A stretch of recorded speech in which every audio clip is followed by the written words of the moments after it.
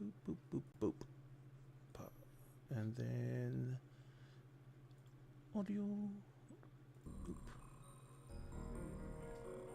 And chat. Now, we should just about... Everyone say hi. Hello. Hi. And we're here. Thank you so much. Hi, everyone. Sorry about that. This is Ray from Dinner and a Game, who fucks up something at least once a session, and that's my one. So nothing else can fuck up. So if anything else fucks up, it's officially not my fault. It's Ren's, because he's in charge. Welcome back to Dinner and a Game. Tonight we're doing a very special one-shot. We are going to be playing Cyborg, and we're going to be raising money for PCRF. PCRF is the Palestinian Children's Relief Fund, and that is a charity that is doing all the good work that they can in a certain place that we cannot unfortunately mention, with a certain situation that is happening there that we also cannot talk about because social media is not unbiased and they will suppress us. But you all know what I'm talking about, and you all know what we're raising funds for. You will be able to do things with your donations in chat. PCRF is an amazing charity. They're doing the work that needs to be done, so we're going to do everything we can to help them. If you donate to PCRF, you will see a link in our chat right now.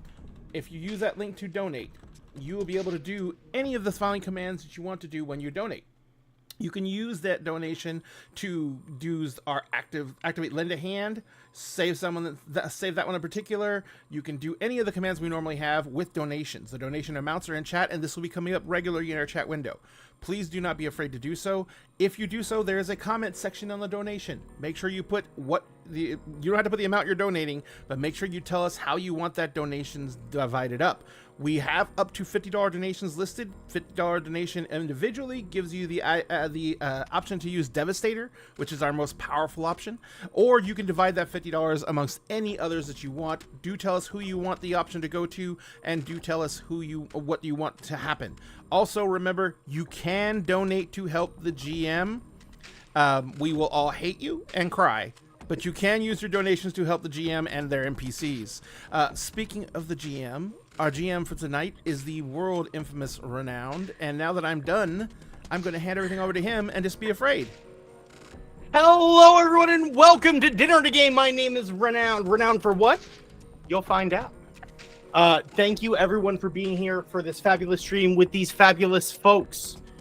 Before I get too far into it, I want to thank all of our wonderful guests who are joining us here. Let's see some hype and love in chat for these wonderful folks. I would like to take a moment, and if you folks would, I'll call someone by name, introduce yourself as the player, tell us the name of your character, and maybe like a little thing about them, some, whatever you're feeling in the moment. I will go first. Hello, my name is Wrenound, and I am your feared game master for this game of Cyborg. Cyborg is a Borg-based cyberpunk system that is taking place in a homebrew world that I've created called Better Business, which is a post-corporate cyberpunk game. What does that mean? Well, you'll see in a minute. Let's go ahead and we'll get started. How about we get started with Dice this time? Tell us a little bit about you and your character, please. Hi, I'm Dice Goblin Black Cat. I'm a dice maker, and am also in the Dinner and a Game campaign of Light and Loss. And I will be playing the Hacker Firewall. Wonderful. Thank you so much. Dice, Mars, as a guest, your first time showing up on Dinner and a Game, why don't you go ahead and go next? Yeah, I'm Mars. I use they, they, ze pronouns. It's my first time here on Dinner and Game. I'm very excited to be here. You can find me doing things on the internet at paladinosaur_. It's combine the words paladin and dinosaur. That's how I got the name. Very, very proud of that pun. But I do commissions. I do tabletop game playing and streaming and making and whatever. So check that shit out if you'd like. I'm playing Jay, who uses they, she, he pronouns, or they, he, she. You can order them however you want. And they are a gearhead, which means they've got a big robot friend. Absolutely. Thank you so much, Mars, and we're so happy to have you here. Phase dope as hell, I'm just saying. All right, let's keep with an order here. Since we're alternating between new people and people who've been here. Well, Kellen, why don't you go next? All right. What's up, y'all? I'm Kellen, also known as the Celtic Wyvern King. I mainly stream and make some content on TikTok, though I'm not really as active there as I should be. You can also find me here on Dinner at a Game on every other Friday, including this Friday, for our Walking Dead game, where, who knows, I might die first, because I roll shit. As Ray can attest to. Or I should point to that side. Anyway, regardless. He has the Wheaton curse big time. Oh, yeah. But only as a player. As a GM, I've seen him kill people. Oh, as a GM, I roll beautifully. But I am playing Mitchell, our mercenary, who apparently is a bit of a butterfingers. We discussed it last time. Oh, don't worry. We'll get into it shortly. Oh, I do. Thank you so much, Kellen. We appreciate it. Brittany, that means you're up. Hi, I'm Brittany. I use she, her pronouns. I don't have a cool internet presence. I'm here because I know Ren in real life.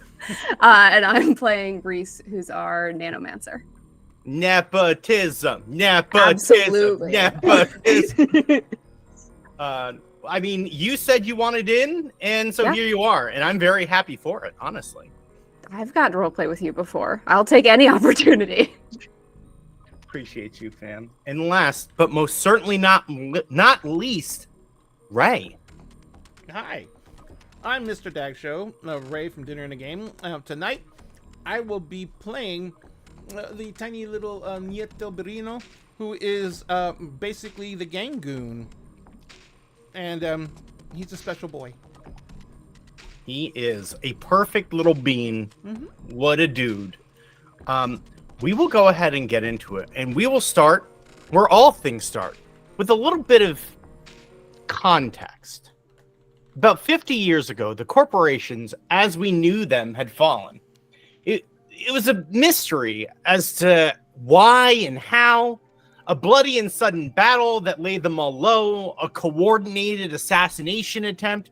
A cult ending that they had all planned, a coordinated exit from our world that they surmised would mean the end of us all.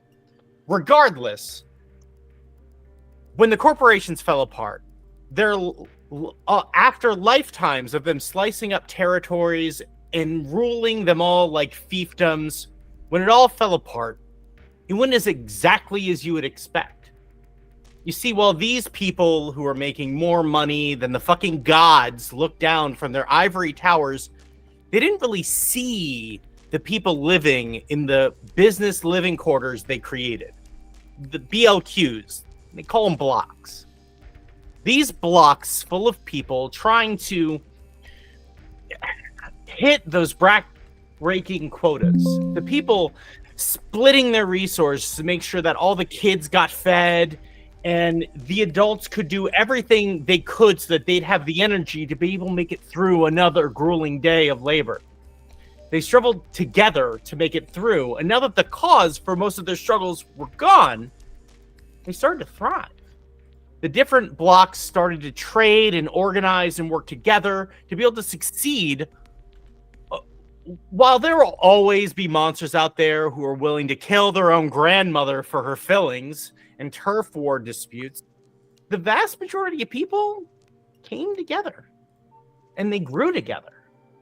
This is one of those blocks, formerly of Vaudeville Entertainment.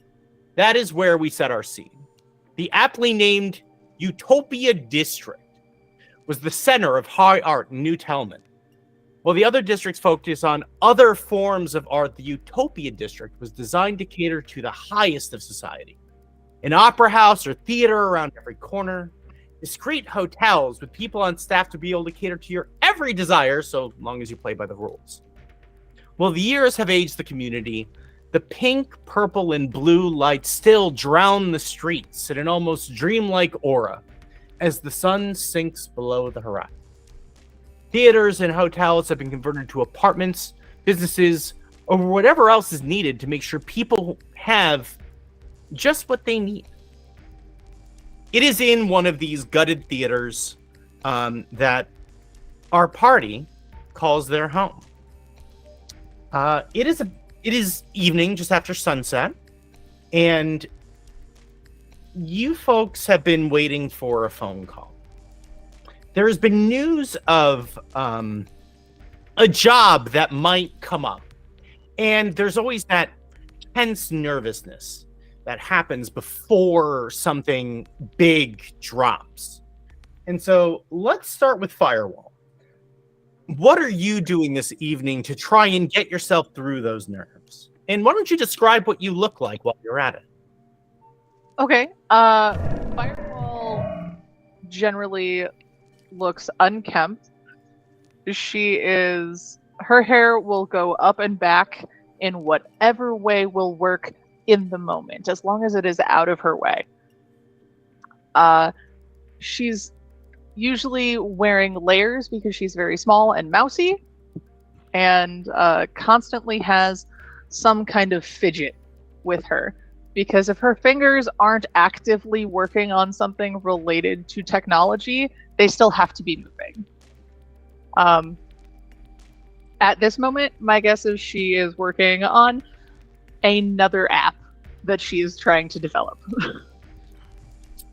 That sounds like a good way of spending the time. Why don't you go ahead and, since you're working on that, let's do the first roll of the game. Why don't you roll me a knowledge check?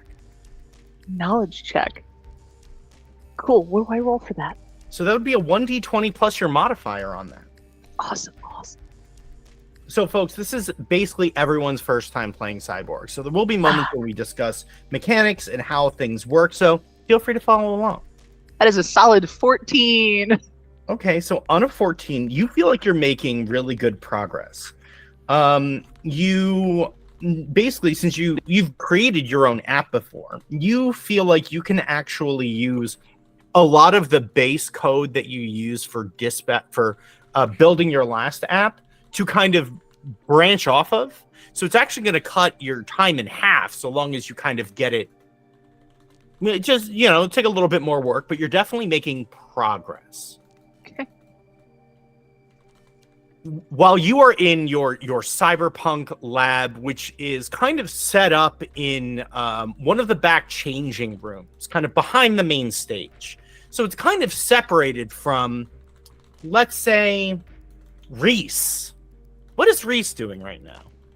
And go ahead and describe Reese for us. I think Reese is wandering around, kind of bouncing off the walls. So it's going to be, what are you doing? And what are you doing? And what are you doing? Just to avoid having to figure out what she's doing. Reese is probably like 5 feet tall, so also short.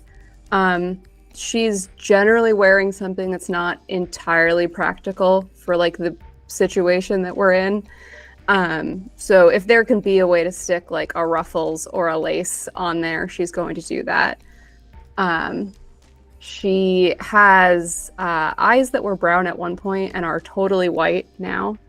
So she probably doesn't see great like in the dark or in super bright. And if you look really closely, you can see that there are like lights and bumps under her skin that aren't super obvious, but if you're looking, like, they're there.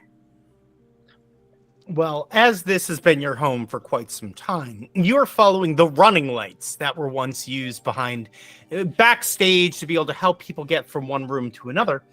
And you turn a corner and you find yourself at the door of Kellen's room. Kellen, you're playing Mitchell. No, it's just you're Kellen. outside of Mitchell's room.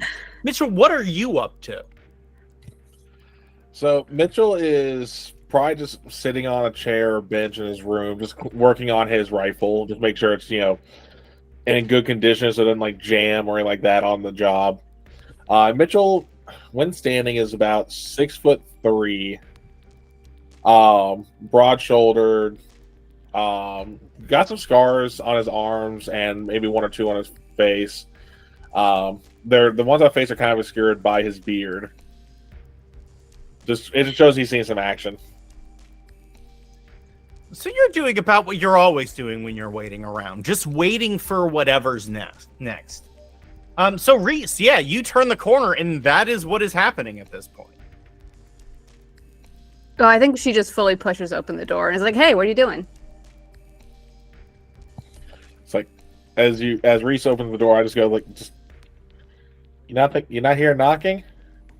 Well, you were gonna be doing this, so yeah, okay. And she walks back out, and knocks on the door frame. My head just goes. It's like I'm cleaning my gun. What you need? Oh, you want to do mine too? And she puts a revolver on the table. Might as well. It's not like you clean it that well anyway. No. And I'll just grab it, and set my rifle down, go and start cleaning the revolver because the revolver won't take as much time. So as you pick up the revolver and you kind of weigh it in your hands, there's this pang of sadness. It brings you back to the recon mission that was botched. And your last moments before your vehicle took off with everyone in it as gunfire is raining down. And as you turn back to fire, and you do, and something grazes the back of your hand, and you drop your identical revolver. And it pains you a little bit. And still, you go to work. While you two are, one of you is cleaning a revolver and the other you is bothering the hell out of the one of you while they're cleaning a revolver. That leaves us with Jay. What is Jay doing right now? Jay is a kind of heavy set butch with like a shaved head that's dyed blue, and they have this kind of medium-sized robot. It's probably like panther-sized, where it's smaller than you'd expect, but it's still not small. That's got wings on it, and I think they're kind of buffing out some scrapes or some scratches in the paint. They are a gearhead, which means they got a big robot friend, and this is their robot friend that I will get back to you on the name with, because I realized I can name my robot friend, but for now, it's just a nameless robot friend while we're watching them kind of buff the paint on this almost like it almost looks like a griffin. It's got sort of feline features in the body, but it's got wings. It looks pretty heavy. It probably can't fly that well, if at all. But I think that's kind of what Jay's up to. Go ahead and roll me a an agility check or knowledge check, your choice. All right, I'll do knowledge because I'm slightly better at that. That is a dirty 20. Damn. So your quad bot, it is, you've coded this thing and worked with this thing for a long time, and so it is as much alive as you are, that you can tell. And it kind of like, it moves into the buffing and kind of like almost just a machine like purr of as it reacts. I'd like you to write down that on your quad box next ability check is at advantage. Okay. So advantage is not a thing in Cyborg, but because it's something that is so well known, it's something I will tend to throw in because it feels good to roll more dice, right? As you folks all are working out this nervous energy, you hear a telltale buzz from the buzzer at the front door. And as it happens, all the lights cycle colors twice through these, blues and pinks and purples to alert you that someone has arrived.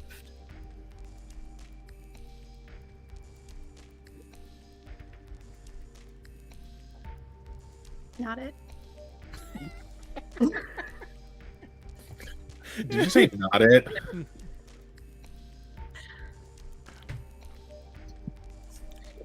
I'm gonna say Firewall puts down her stuff and just kind of listens to see if anyone else is moving, and then sighs and goes to the front door. I think once Jay hears that someone else is like, they didn't want to be the only one to go to the door, but once someone else is moving, they're also going to move towards the door. So as two of you start to make your way to the door, you hear the buzzing turn into a firm knock on a metal door. And it does sound like someone is taking a hammer to it. It's not like someone is angry. Someone is clearly trying to get your attention. I would say once the lights went through, and especially hearing the banging, Mitchell is putting down both guns on his workbench, just gets up and like looks at the door to see if he can see what's going on. And so Dice, obviously the door has like a big slide that you can use, and there's also like a monitor you can use to see who's on the other side. So definitely the monitor first. So you pop the monitor and you see this is within still like this structure of a series of different theaters. And so the hallways are very tall and very wide because back in the day they would move sets through here. This figure seems to fill this very large hallway, standing at about 10.5 feet tall. The arms and legs seem segmented. So there is arm, and then there's a section that is maybe a foot long of just pure mechanics, and then the a human elbow, and then another full foot of arm, and just very tall, very long beam. Their torso is about normal size, but they are, literally speaking, basically all arms and legs. And so they are kind of like crouched outside the door, like basically with their butt practically on the ground, with their arms kind of lilting at their side, waiting for someone to do something. I'm guessing there's some kind of intercom if we have a monitor. Of course. Hiya. So, what do you want? They spring to life, much like a puppet would. Arms first, and then legs, and stand up straight, and they kind of lean down to the intercom with one arm stretching way over. Yeah, this is Quill. I have a job for you. Do we know Quill? So the name sounds familiar, even without rolling. This is the person you've been waiting for. Feel free to roll me a knowledge check if you'd like to know more about this individual.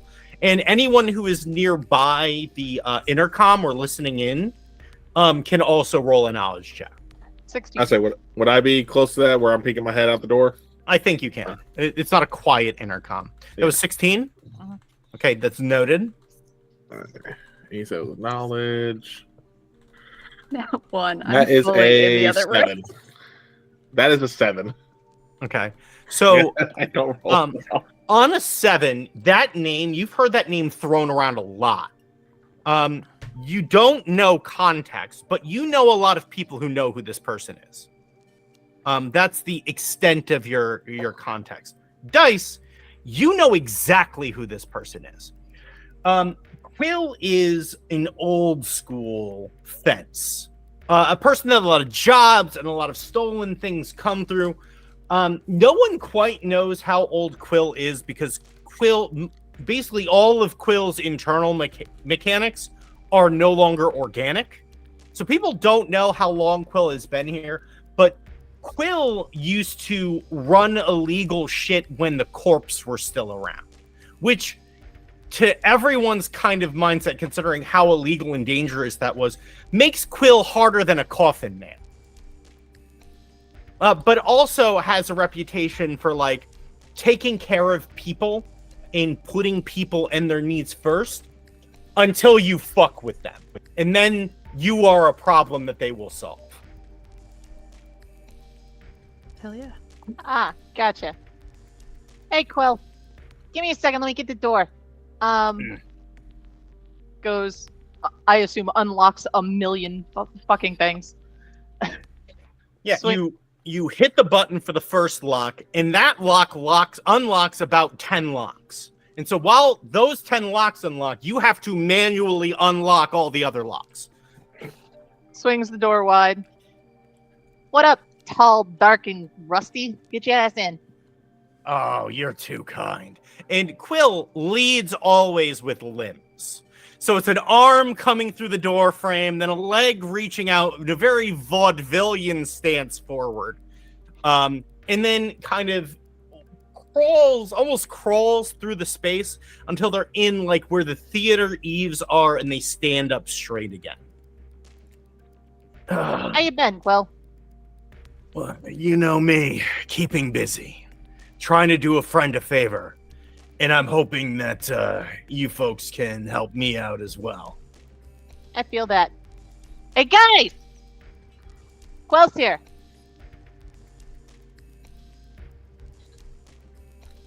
Hearing Firewall say that, I'll grab Reese's pistol off the table and hand it back to them, and I'll, then head out. Yeah, I'll follow. Yeah, and I think Jay has been kind of like listening from around the corner. I don't think they were in the like entryway, but I think they're now gonna. Yeah, as everyone comes in, for those of you who don't know Quill or haven't seen Quill, you take Quill in. Every corporation, because everything is branded in a corporation. So as you all know, all of the blocks also suffer from these forced aesthetic designs. And so you can kind of get a feel for where someone is from, generally based on like what their equipment looks like and things like that, because all the old equipment, while it's somewhat customized, still has the old aesthetics that haven't necessarily always been scrubbed off. All of Quill's looks are like, all the mechanics, they don't look fresh and clean. They look rough and utilitarian. It looks like everything that they are wearing, that all of their mechanical parts in their gear has that very well used, it's a rifle, but also a shovel kind of aesthetic. And so that tells you that they were definitely from some carrion manufacturing and transport subsidiary of some sort.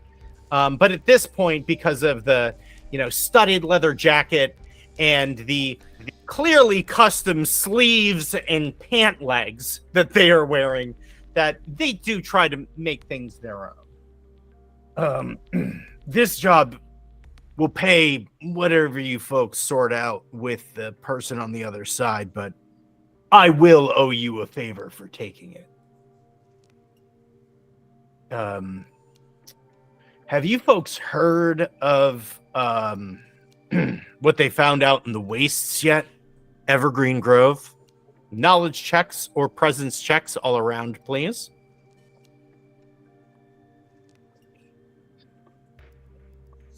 No. I got a 14. Got a 10 presents. Solid 5 knowledge. 6. 10, 5, 6. Y'all don't know shit, but Jay, what did you roll? You rolled high. I rolled a 14 for knowledge. You rolled knowledge.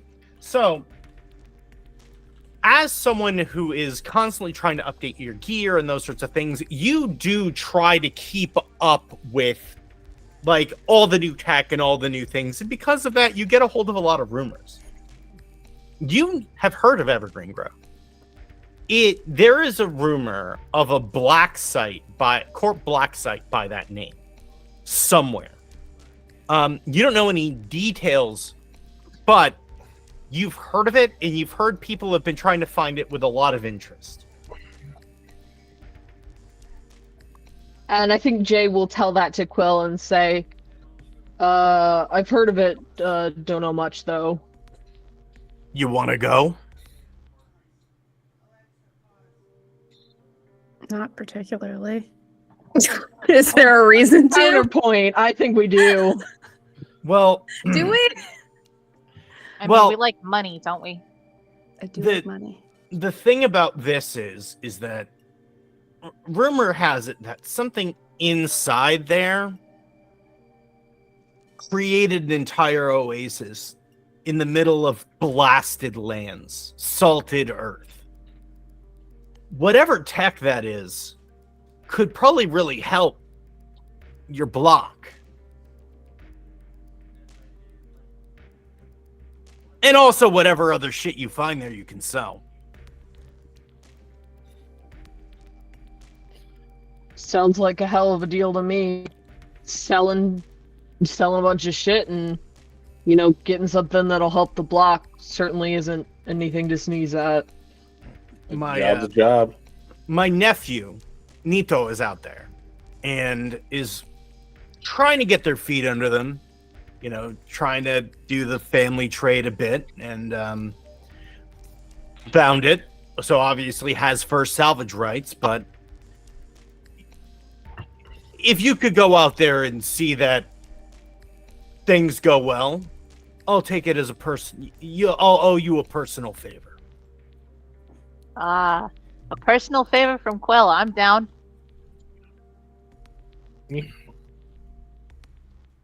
Well, What did you mean negotiate with people at the other end? so Quill pulls out a data stick from their pocket and reaches way down to Reese. And as you go to grab it, definitely just what I mean is that I'm helping my nephew find people. So on the other end, like the exact details of your arrangement, you'll have to sort out with Nito. Like the thing that is agreed upon is whatever tech you folks find, you'll share with Nito. So it's not, but past that, looting rights is something you'll have to sort out with him. But the favor I owe you is unconditional. And he hands it over. The stick? Mm-hmm. And that's something I have to.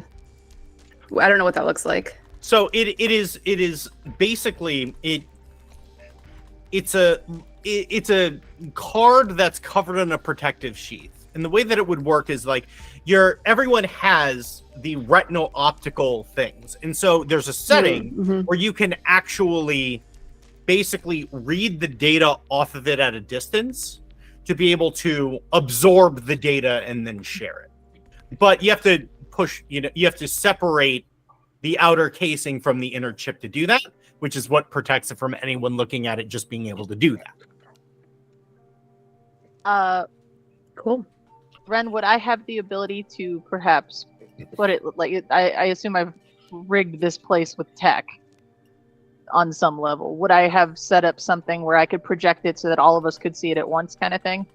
That is 100% a thing. Not only in this space would it be fine for you to have some 3D holographic thing. It would be incredibly on brand for that to exist. But also, you have 100% created a internal channel between the four of you, so that you folks can, at a thought, communicate with one another, including sharing information like this. Okay. I'll take it out and I'll hand it over. I'll go ahead and pull out my. It's a deck, right? That's what it's called. It's a little data card. No. I mean, yours whatever's is going to deck. connect the Yes. four of us. That would be like something through my deck, probably, right? It wouldn't. So everyone has the retinal optical Okay. things, and that is separate from your deck. But you can interface with it through your deck as well.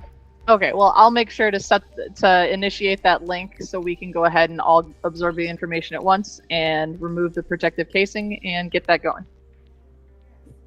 So as it spins up in this space, the lights come up from the floor in all directions in a beautiful vaporwave array.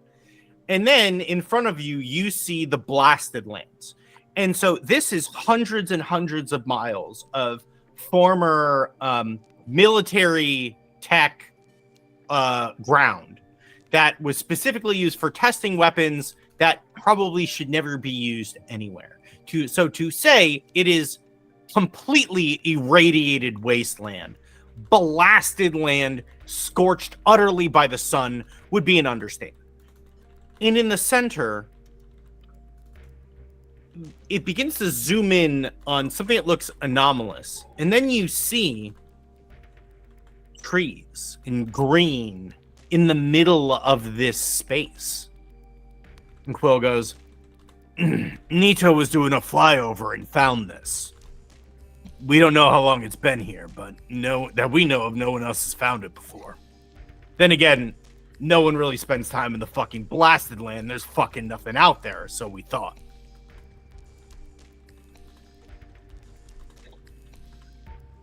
There's like trees and shit. I haven't seen trees in fucking years. Yeah, Mitchell's just jaw dropped. I mean, guys, we gotta go see it. Like, if nothing else. Yeah, let's go touch a tree. Oh my god, do you think there's grass? Oh my god, we could touch grass. All right. Here. And they pull out what looks like a handful of IOUs. And you recognize these. These are Utopia District IOUs. They're requisitions. So you can bring them to the people who when it comes to running missions and things like that, no one is exactly there's a president of running missions, but there's a group of people that kind of run that shit. And so these requisitions can be used on missions to get equipment. And so he hands you a fistful of them, goes, I'll leave you to it then. I'll let him know you're coming. Nice. Cool. And Quill makes their way out. Awkwardly. Firewall closes up everything. Later, Quill. Locks.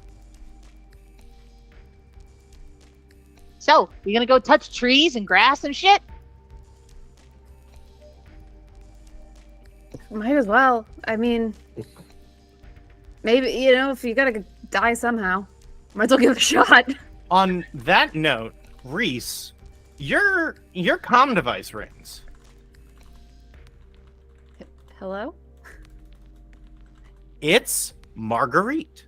Marguerite is the person who is in charge of missions. And the last you heard, Marguerite was fucking pissed. Hi, Maggie.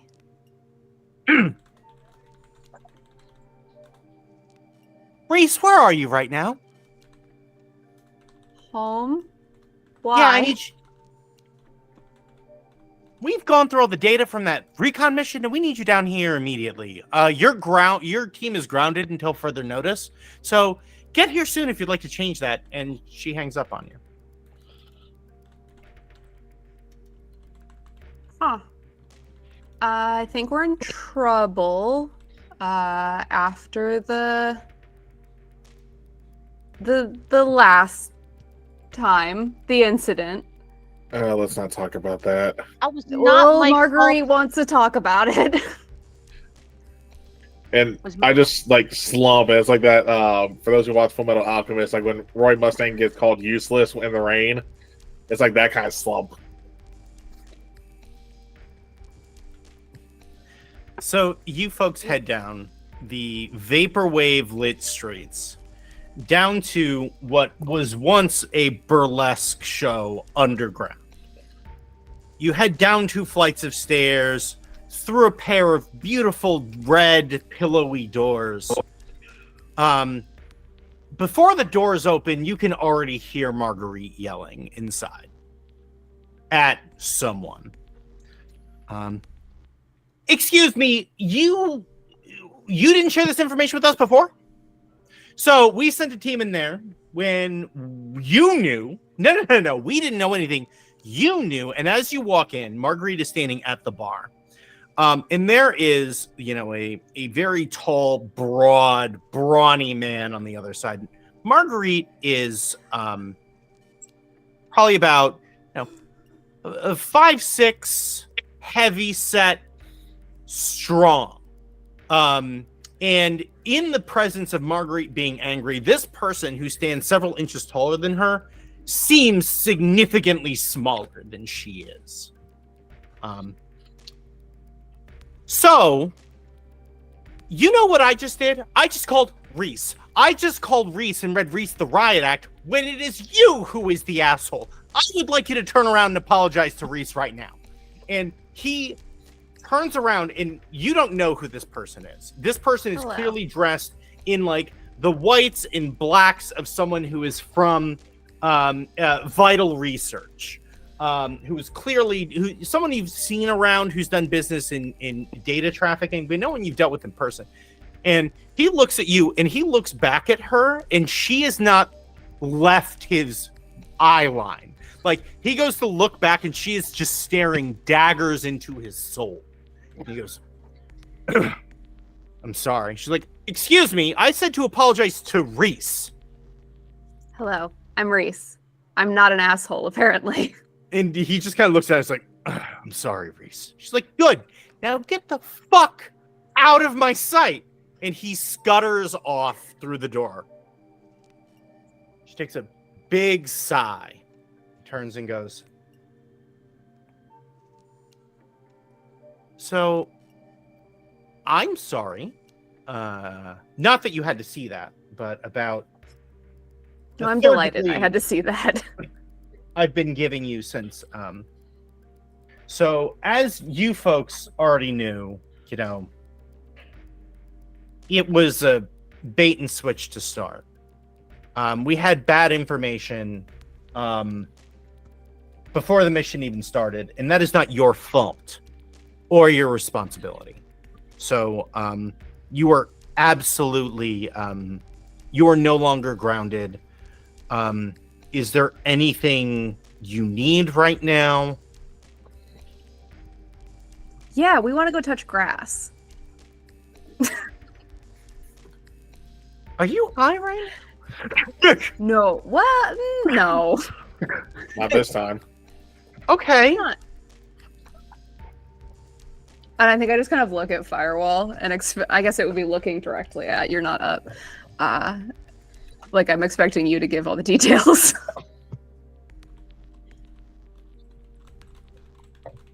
Well, you are not grounded. So if you have a place you want to go, that's fine. Do you need anything? I don't know. What do we need to deal with grass? But we got to get to the grass. That's fair. It's probably transport. Well, we actually just finished fixing up your transport, so you're all ready to go there.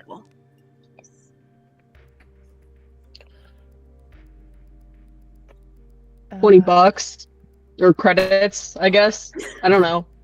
I mean, we're asking for things. That's a good point. You know what? Here, let me... Rob, and so Rob doesn't come out more as Rob rolls out. Rob is literally a mechanical torso on a pair of tank treads, and has one normal arm, and the other arm is an ion cannon. And Rob rolls out. Can I help?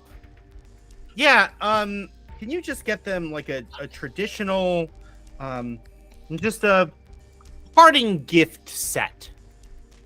Roger. And Rob rolls backwards. He does not turn around, just rolls backwards. And you hear a lot of very loud noise. It sounds like the ion cannon is hitting every shelf in every wall in that room. And then when Rob rolls back, Rob has a bag in its lap and then picks it up and just throws it onto the floor.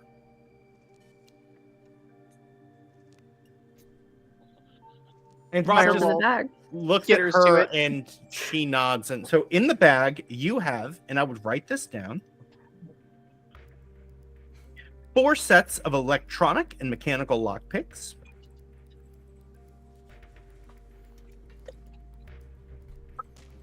2 lengths of 30-meter paracord,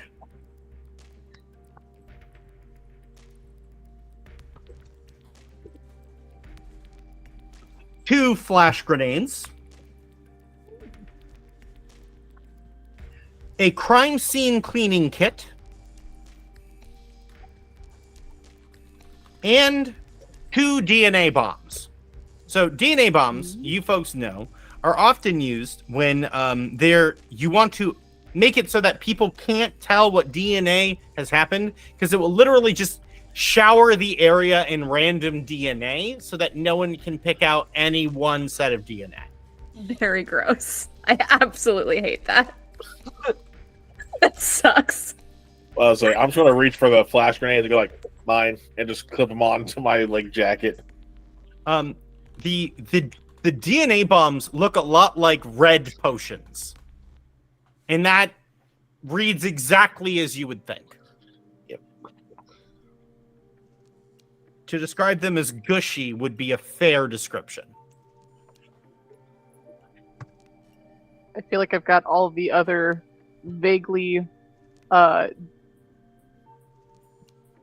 healer-esque crap, so maybe the DNA stuff should stay with me. I don't know.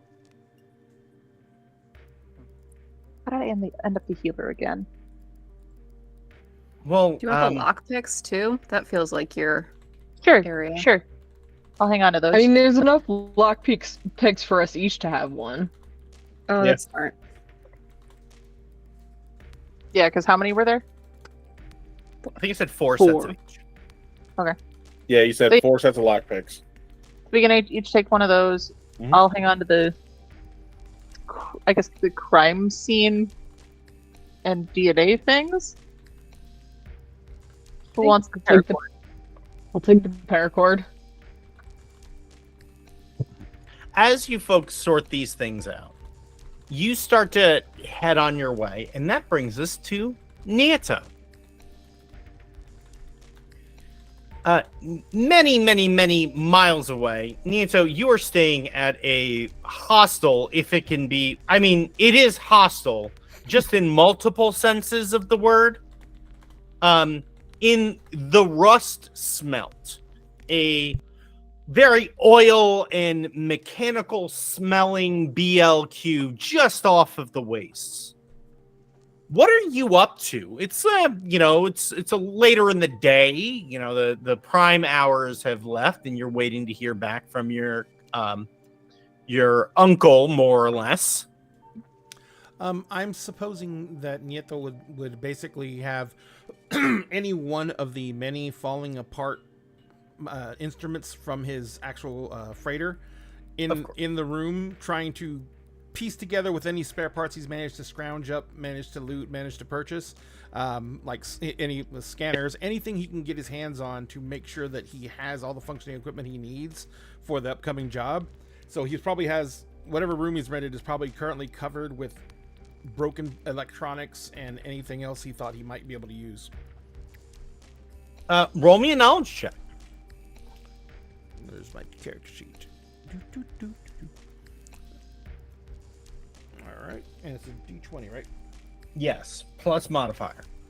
I'll be using my nightmare dice tower. By the way, we forgot to mention we're doing giveaways. We are. Would you like one of these badass fucking dice towers? So what we're doing tonight, by the way, I rolled a 13 total. What we're doing tonight is we're doing giveaways based on our donations for PCRF. For every $100 donated, we will be giving away one of our crystal dragons. This is a crystal dragon. It's 3D printed. It's fully articulated. It's a wonderful fidget toy. This is my personal baby right here. So you cannot have this one. It's mine. But we're going to be giving away one of these, and they come with their own dragon egg. My dragon egg is way across the room. They're really freaking cool.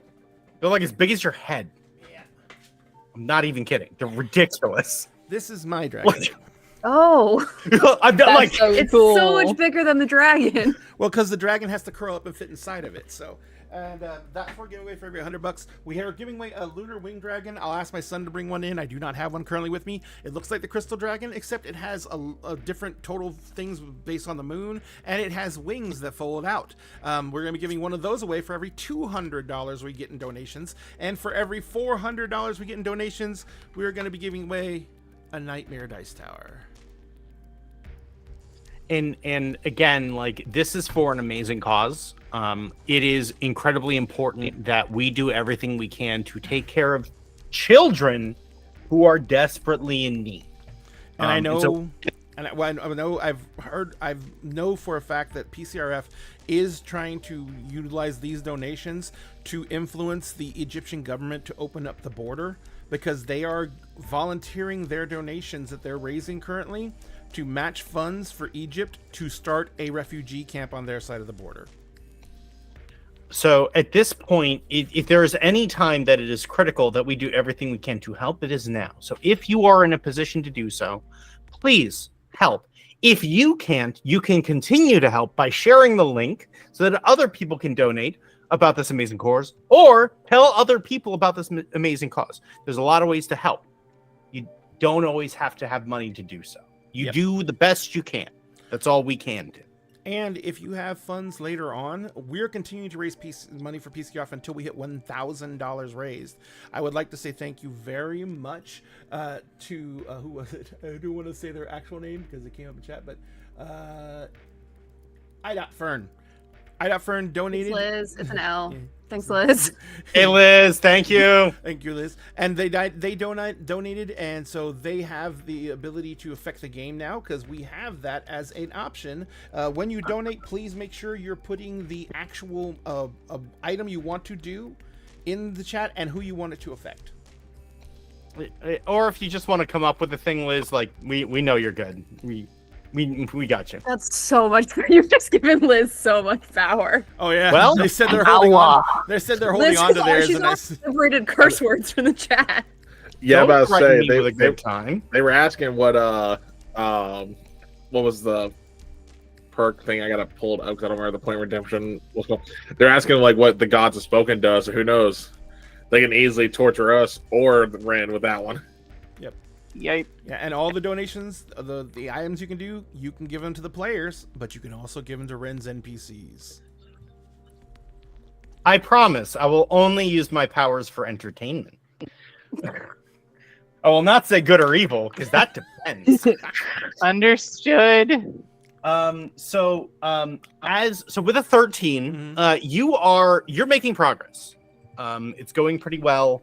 And as you're going through you get a call from Quill. Quill, mi hermano. ¿Qué pasa? You know how it is. That bad? I mean, I'm the one causing the trouble, so don't worry about it. You holding up okay? Yeah, man. Things just breaking down as they always do. I'm on it though. Well, I got you a team. They're coming from Utopia District. Okay. So, are they going to come out here and do a little song and dance or what? I mean, they'll come out there. I don't know about a song and dance, but they're a pretty tight crew. They should be able to help you. Hey, it's not getting super popular out here yet, but I don't think that's going to last very long. It's a big deal. So, if you think that they're hard enough hitters, then no problem. They'll be able to move fast, and I think that they have the skills you'll need to get it done. All right. He says, it's no good to have first salvage rights if I'm dead, I know. Just make sure you take good care of them. they'll take good care of you. I don't. Or else. You know me, man. I got to come up from somewhere, and I'll do good by him. I have to. All right, Nito. You take care, all right? We'll talk soon. Donde? Quill disconnects, and you get a connection. So when the job was accepted, when they scan the card, you get rough dossiers of the crew. And so it's like a headshot and like some information that they are willing to share with other people who are doing jobs. It's stuff that you are, you as a crew are used to people seeing. So as we travel there, I would like each of you to tell me and tell Nito what it says for each of your headshots. And it could be anything. It could be something serious. It could be pow, pow, bitch. Anything you want.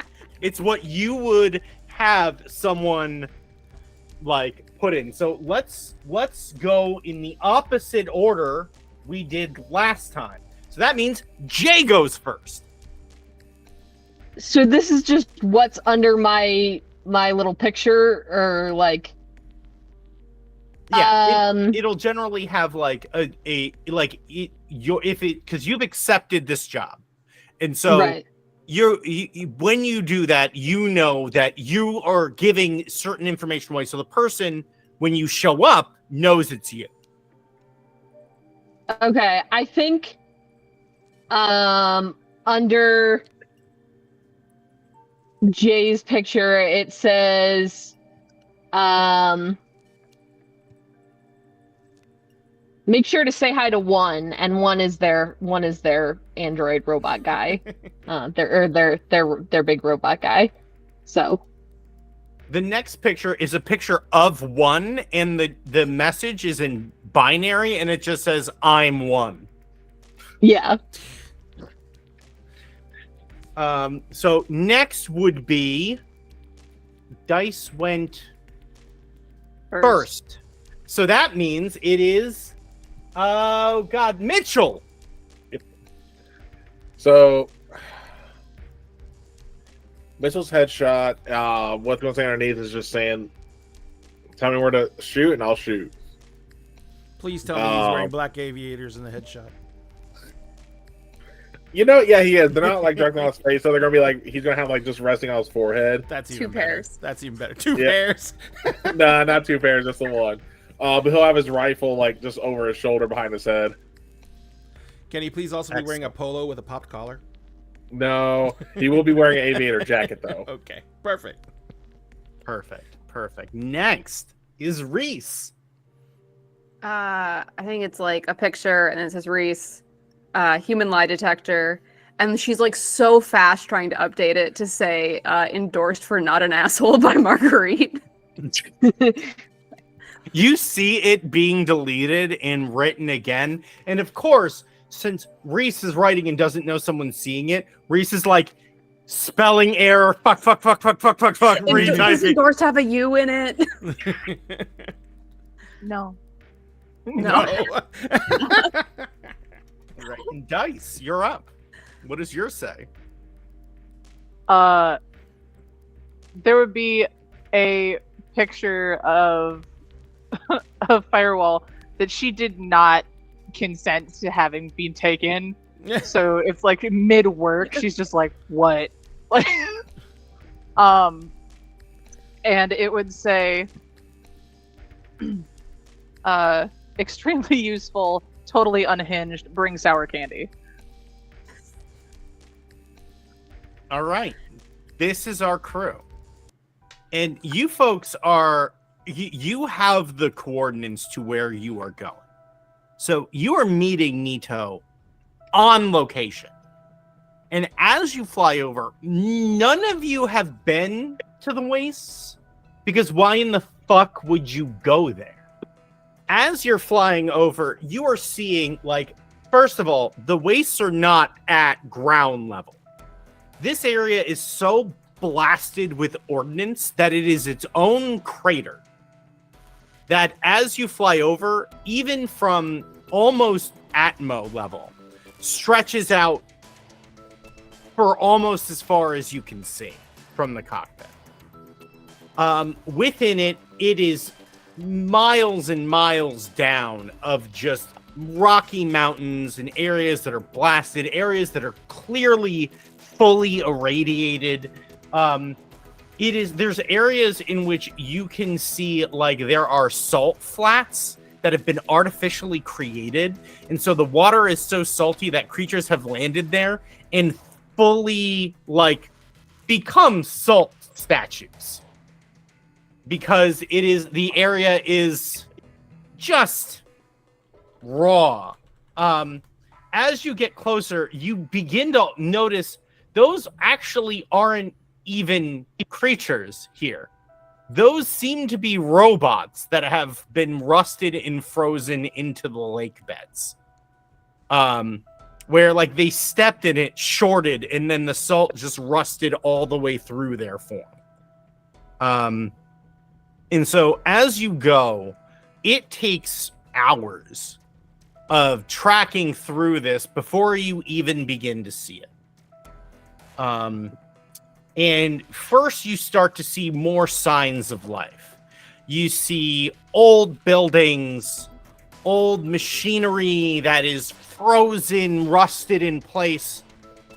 And then finally,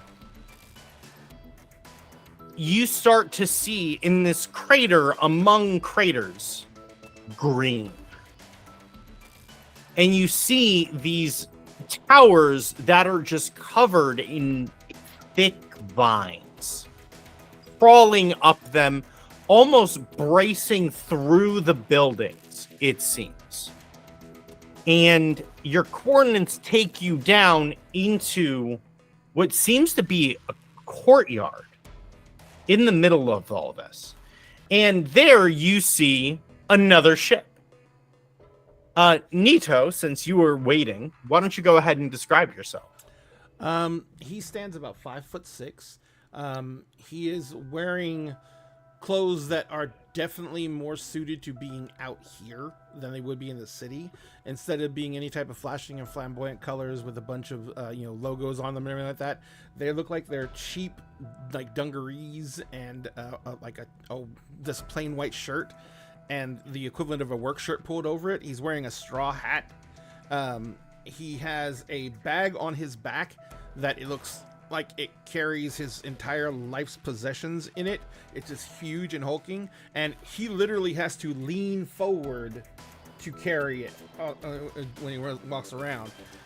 He is thin, wiry. He has a very wisp of a mustache growing in. He looks like he's about 19. Oh, and he has dark curly hair, and he has brown eyes.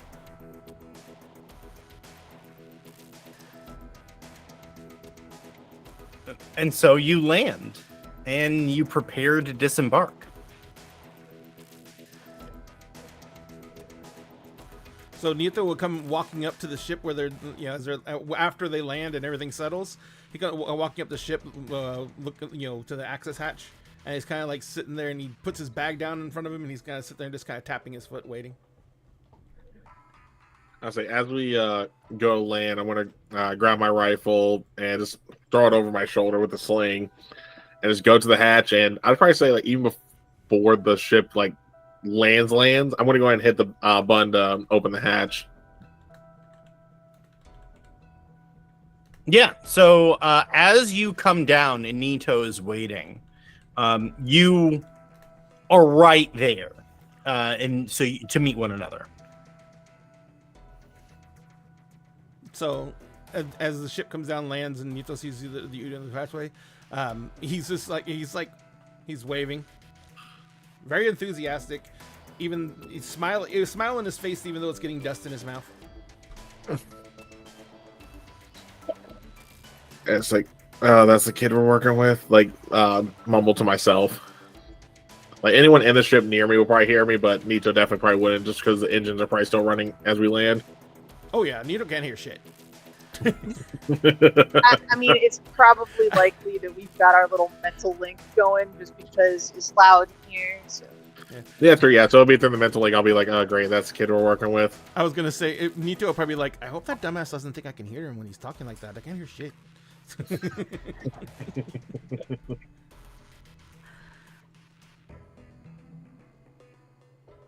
All right, so you land, and so yeah, go for it. All right. So, as you guys land, Nito would if you don't come down the gangplank after a few seconds, it's obvious that he starts walking up the gangplank towards you, and he's putting out his hand. He's like, Nieto, good to meet you. My uncle sent you.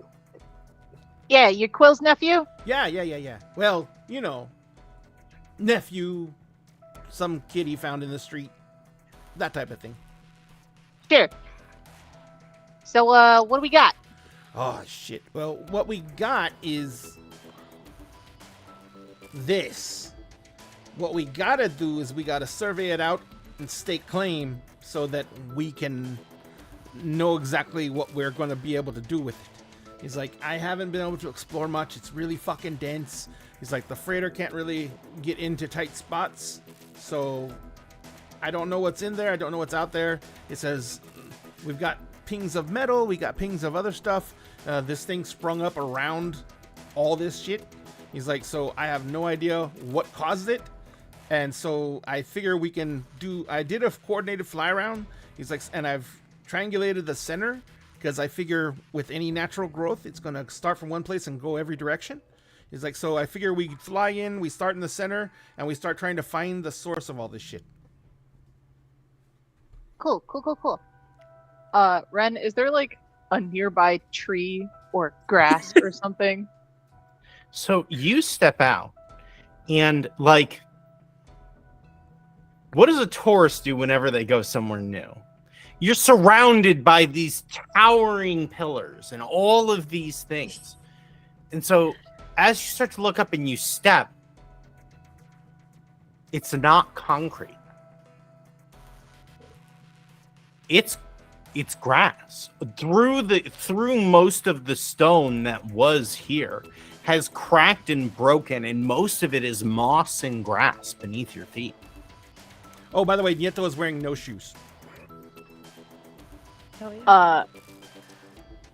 Like what I envision as a messenger bag O-Tech that Reese would have, or that Firewall would have. She just kind of like takes the shoulder strap off, still just staring, and just kind of reaches out to what she assumes is Reese or Jay, and just goes, "Yeah, cool," and just is straight at a tree, like.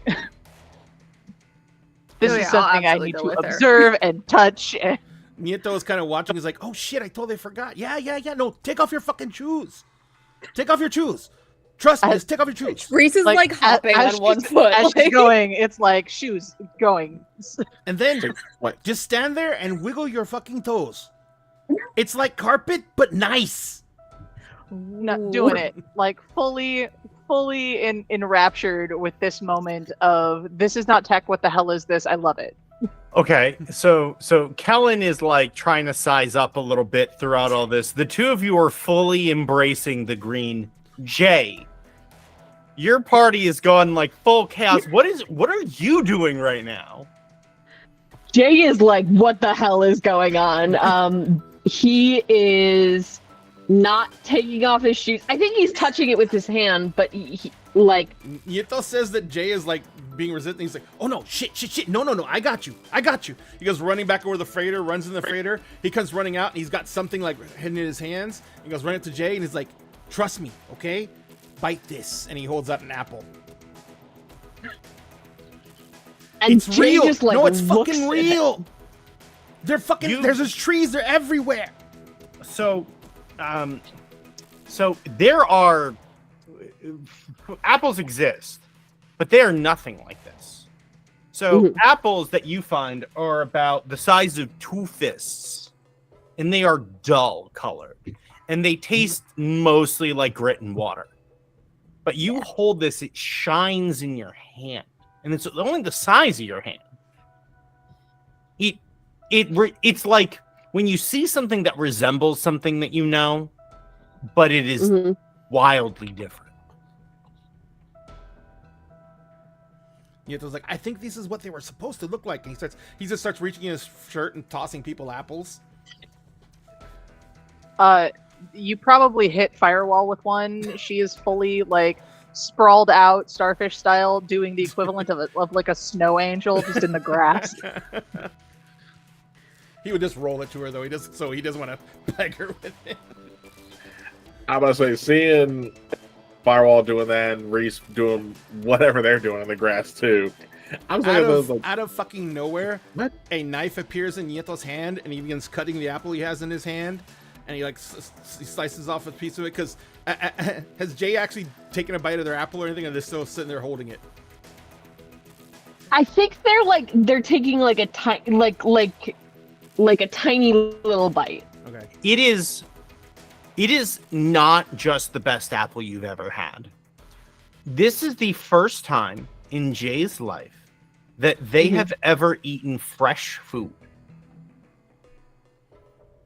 And Not I just think they're fresh just fruit. devouring the rest of the apple. Fresh food. Oh, there's Food. wait. Period. It's weird. They have this thing in the middle. It's really nasty. Don't eat it. It's got like, And I think it's with got little that, hard like bits in Jay it. looked from the apple and like a seed like drops out of her mouth. It's like, I mean, it's still better than the shit we get in town, but the inside shit, not that great. But it's fucking amazing, right? Okay. And Jay just like vigorously shakes her head.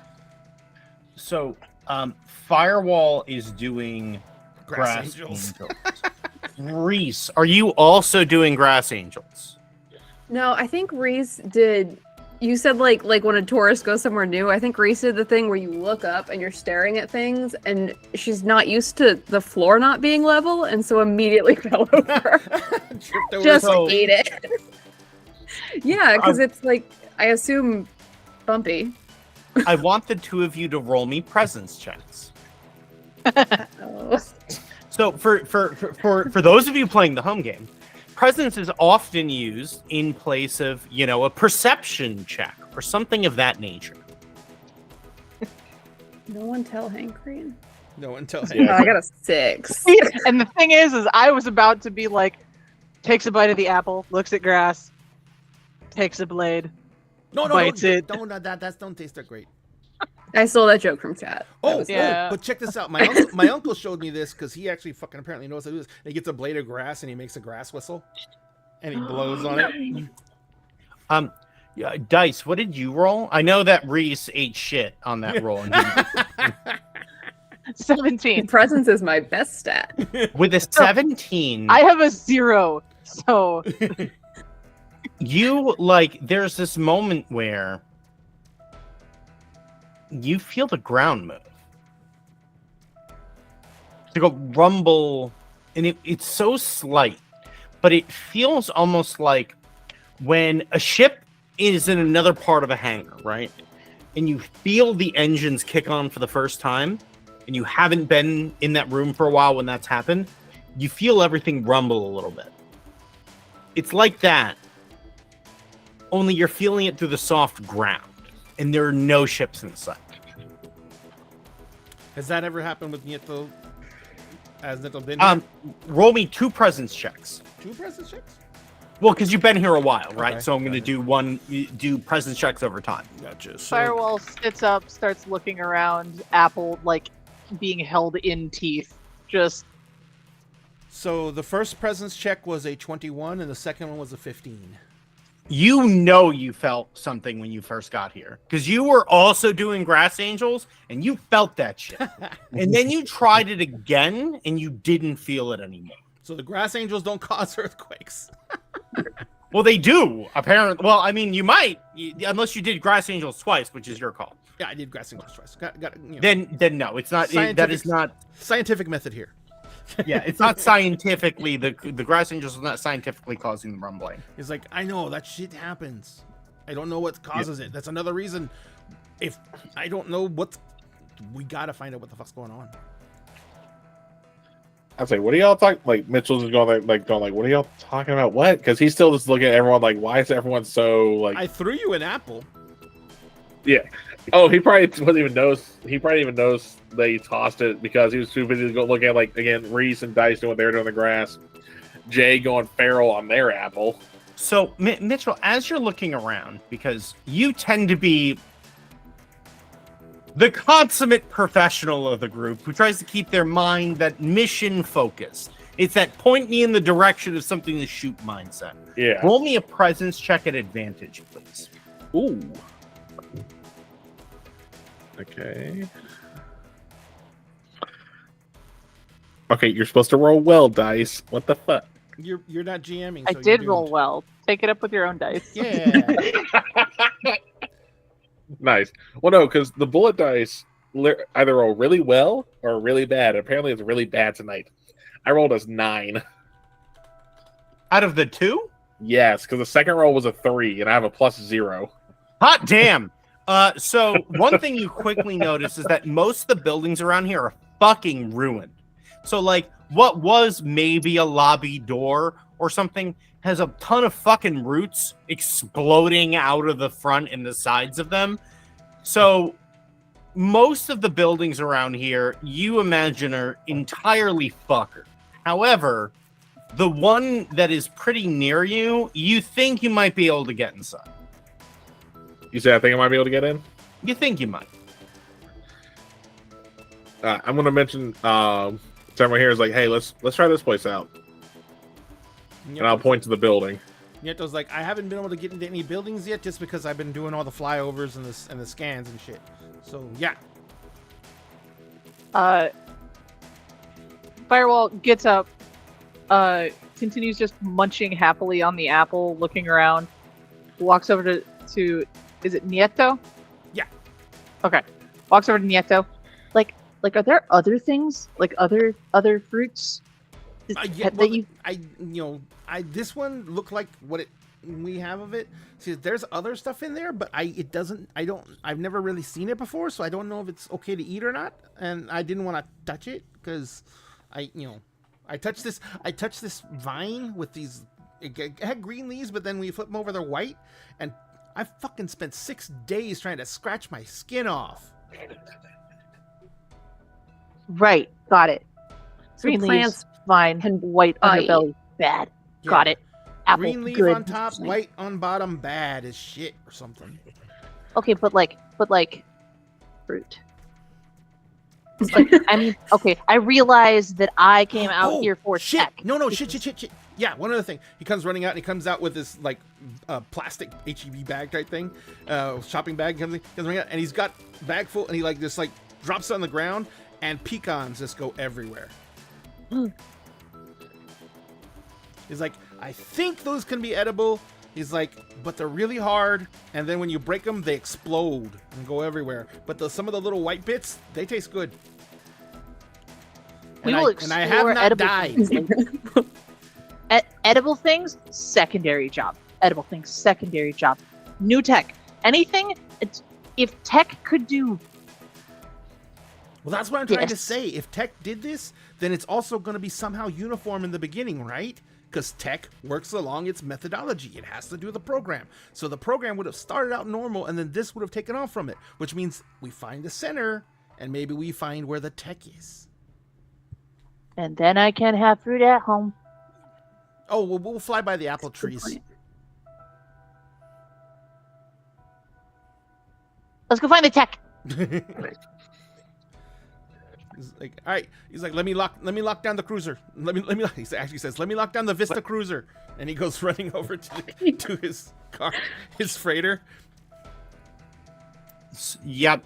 So you lock down your ships, and you start heading towards the front door. So when you get there, these are very clearly security doors. They don't seem to have any clear like hinge or door. There is an access panel to the side. So the security doors, are these like the ones that go from top to bottom, or side into the middle, or side all the way to one side? the only way you can tell there's a door is by the panel that is sitting on the right-hand side. Okay. So you don't know. With that check, you can roll me another presence check to see if you can identify more. Yeah. Ooh, we got to lend a hand check, Guardian. What are you lending a hand about? So lend a hand gives someone a +1 to 1 die roll. You have to tell us who you want it to be. Yep. Let me wait just in case. You know, why don't you just take that +1 for free, and we can let Guardian pick the next one. Yeah, there you go. Let's keep it going. They were gonna give it to the Hold on, let's- door. Okay. Give it to the That's a door. 16, or that's a 17 if you include a +1. Yeah, you can definitely tell that this is a top-down outside blast door. A pretty standard operating procedure for black sites or anything where they want to make sure that people and things cannot get in or out. Yeah. With that check, the other doors that you saw were not built like this. So this is very clearly, yeah, I'll just distribute it at random. So this is very clearly a different, while the structures look similar, this is not the same type of building. There's something different here.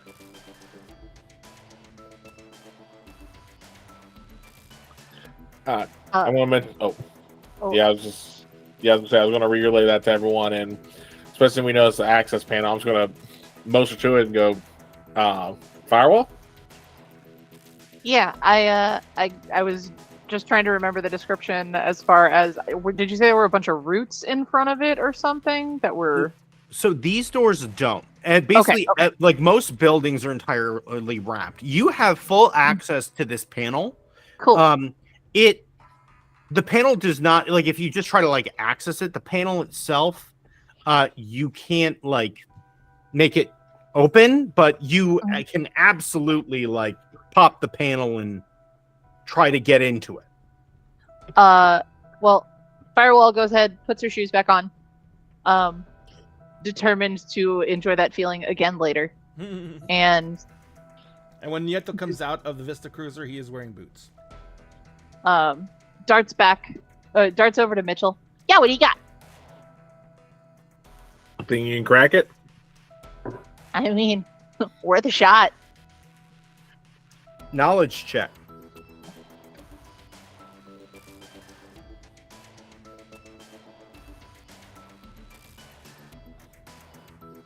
That is an 18.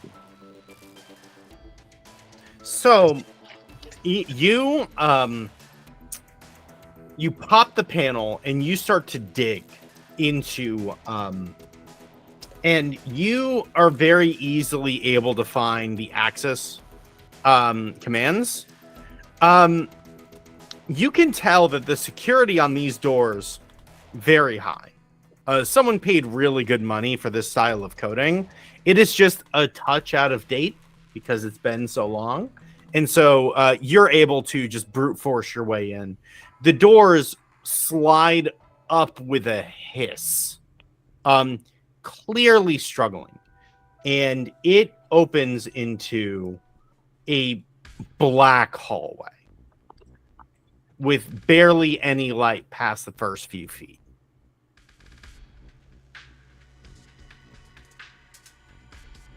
Yeah, that's not like totally creepy or nothing.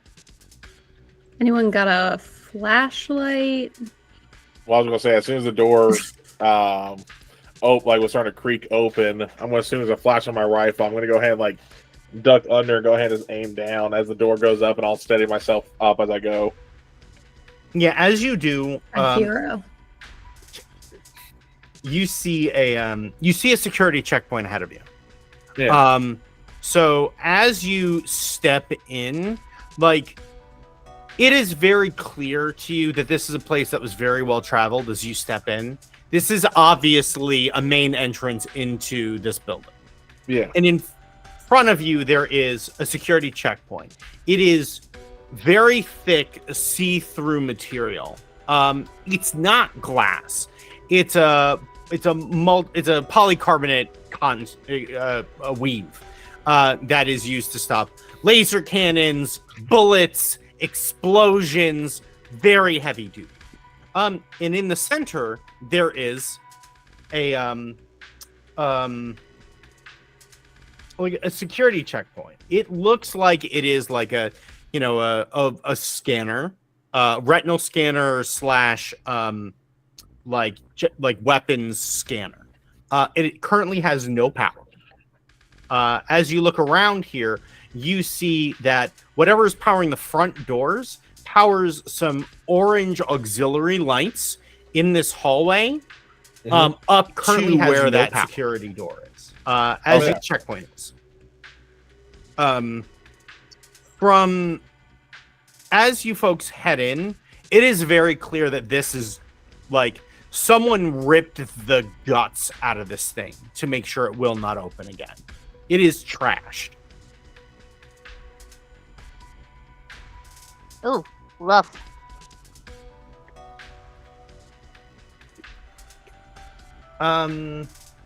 Jay, roll me a knowledge check with advantage. All right.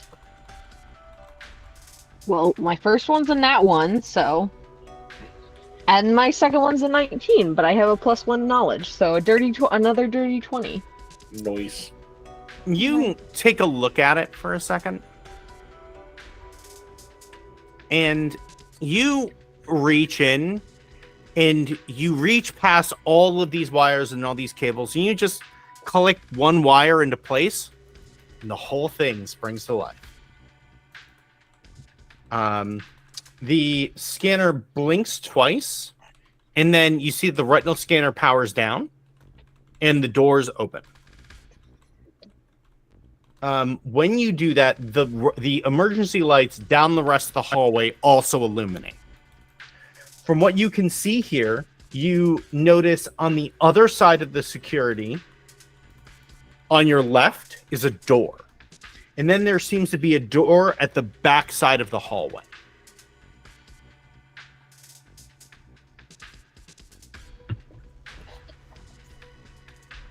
Well, we should probably clear the first room first, right?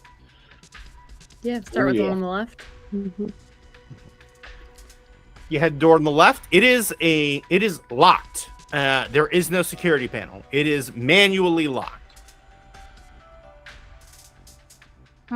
Is there like a visible lock on it? Like is it something we could use that one of those lockpicks on? You can, but you can tell by looking at it that this is going to be this is a security door. So it's going to be tough. I mean, listen, I could try, but out of curiosity, Nieto, Yo, you got this big old bag on your back. What do? it's like, what do I do? Because like what I do is mainly I sell shit that I can find. He says, but I generally I gauge tech and I see what works and what doesn't work, and bring the stuff that works back. All right, well, like, I know what all of us can do, but, like, are you good with stuff like this, or do I need to give it a shot? I mean, I can give it a shot as well. Up to you. All right. I'm willing to earn my keep. That'll be an agility check. I'm about to die.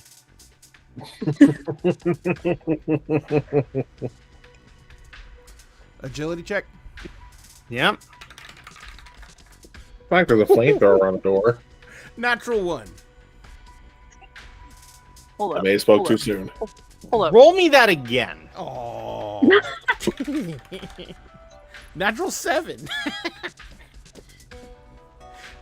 So the first time you break a lockpick off in this thing, you just destroy it. You mangle a pair of lockpicks. You go to turn it, and the lock almost maliciously eats the lockpicks. And with the 7, you successfully get the pieces of the lockpicks out of the lock that were stuck in it the first time. Okay, I look around. It's like, so maybe I'm not the best at this.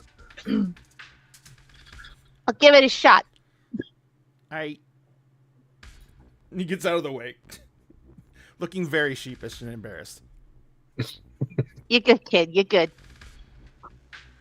So agility. I have a +2. Come on. I'm gonna get a new D20. It totally just went off the back of my desk. Bye-bye, D20. Maybe the cat will find you later. That's great news. Okay. Try this again. I believe in you. 19 for a 21. Yeah. Hey. You can definitely tell that the previous lockpicks that were in here, like, definitely actually made it easier for you. It loosened it up over from all the time that it hasn't been done. But Like a pickle even still, the fact that the tumbles are actually moving only helps you so much. This thing is kind of a nightmare. But even so, like, you can tell how hard this is, but you find it pretty quickly. And you open the door. This is a security room. So there is a security terminal here with high-level security access, and like there's like a refrigerator, so a coffee pot, some magazines that are super dusty. It is clear no one's been in here for a long time. But you do see coats on the coat rack. I want to go through the pockets. You find like a very old pack of gum. Ooh. You find a 2 tickets to see Swing from the Rafters, which is a chainsaw juggling act that is being they actually ran in Utopia District a couple of times. You've seen the stuff for it. It's a great show when it goes well. Mm-hmm, mm-hmm. And you also find a security name tag, but not a security key, for Jim Waters.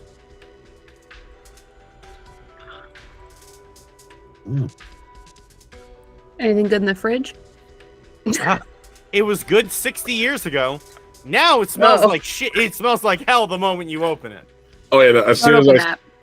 was gonna say as soon as I saw Reese go to open, I was gonna go over and just like use my foot to close it back up. No. Good call. Good call. That's on me.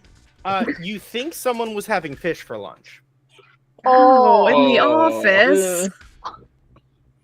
If anyone puts that shit in the microwave, I'm gonna stab you. Firewall is like diving for what I assume is a rolly chair in front of screens. Yep. Roll me knowledge check. Can Nieto try and gauge if like this shit is ancient, right? In terms of tech. Anyone else see that? Anyone else see that? Yeah, I'm gonna say Yeah. See what? he's got a rate of 41. Oh shit. Travis McElroy? Yeah. Hi. Nobody else. Just me. Hello, everyone, and welcome to Dinner to Game. I am your guest DM for the evening, Wrenound, and thank you so much for the party of 41. Welcome to our humble little game. Appreciate you all so much for being here. We are currently raising money for the Palestinian Children Relief Fund, the PCRF, if you will. You can donate now to actually affect things that happen in game. Thank you all for being here. We appreciate it. I am loud. Streamlabs, you're drunk. So absolutely, you need to roll me a knowledge check. Yup. And actually, roll me a D10 first. I have the power to put those in. A D10. Yes, Okay. please. I put the link in for you. Grazie. All right, that's a 7. Okay. So you were working on an app earlier, Yes. and as you start to use it, the app activates, and your Path Mapper app comes to life for the very first time. Ooh. So PathMapper uses nearby sensors, cameras, and public information to create a detailed 3D map of this floor and the floor beneath it.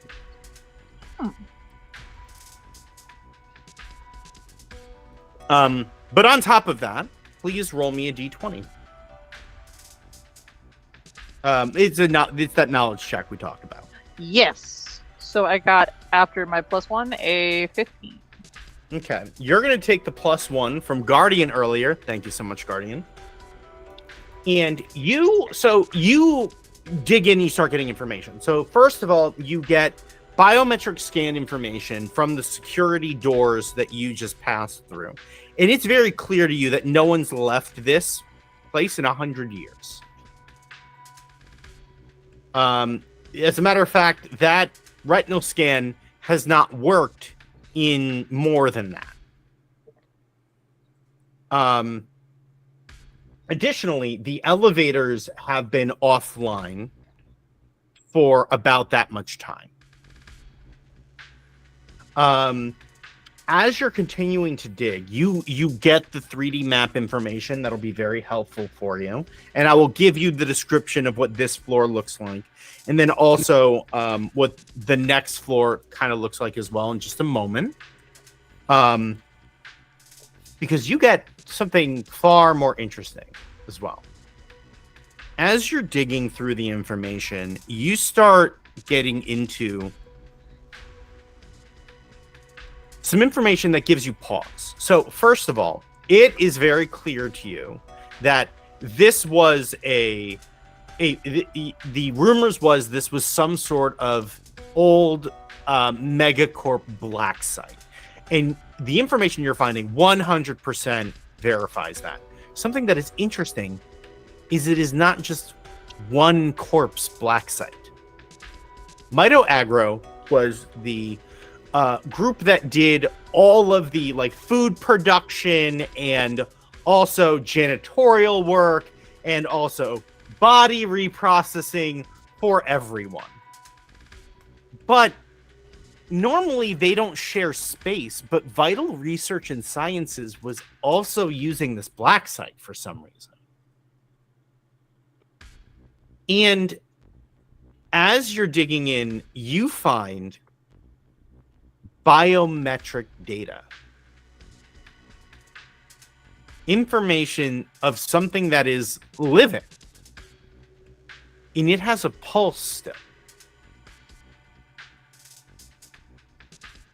With that roll, you can't discern what it is past that. But they were working on something here. And it's still alive. Hey guys. This is weird. Okay, so for starters, nobody's been here in I don't know, 100 years or so. But something down there's alive. Alive. Yeah. Metaphor? Is that a metaphor? Yeah. When have you known me to use metaphors? I don't even know. What is alive? No one's been here for 100 years. What does alive mean? Well, the first thing actually be more important is you said something, not someone, right? Listen, I don't know if it's a one or a thing or what it is, but all I know is it ain't a plant.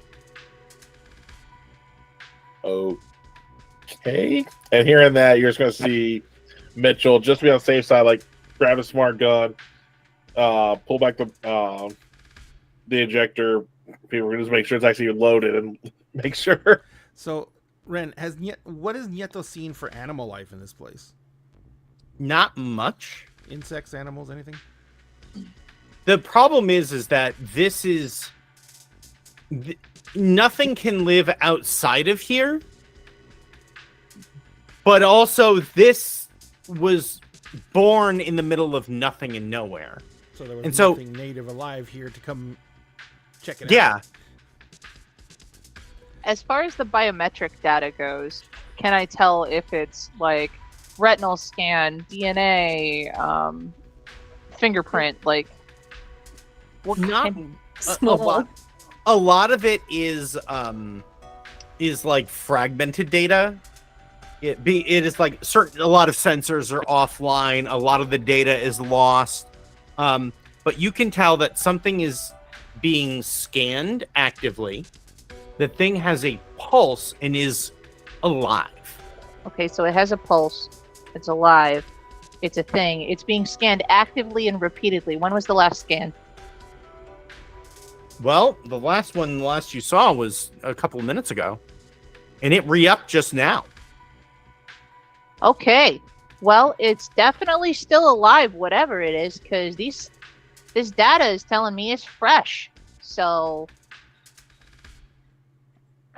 can I figure out with my map where this data is coming from? Down. Down. Okay, so if I'm looking at a map, that means south.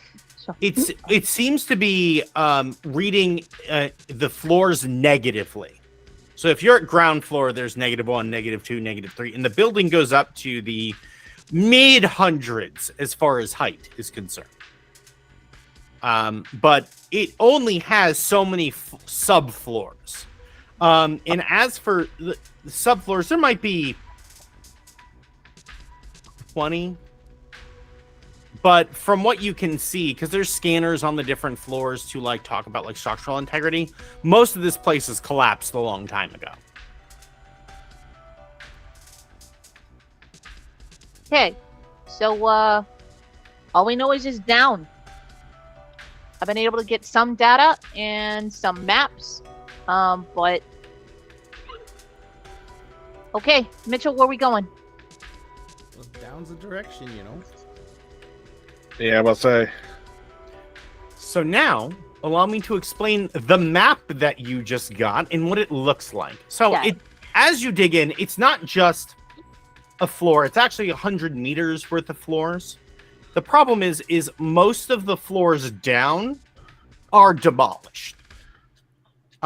It does seem from the things that you're finding, the elevator shafts seem to have retained their structural integrity.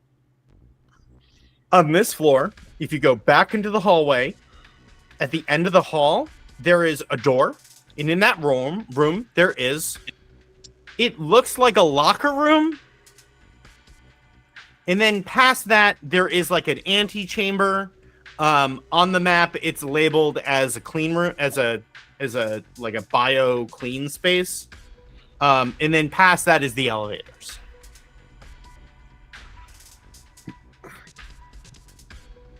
All right.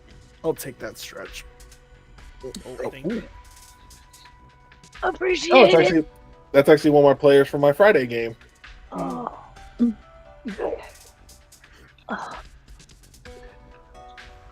Firewall gonna disconnect whatever she had connected to this system and get ready to roll out.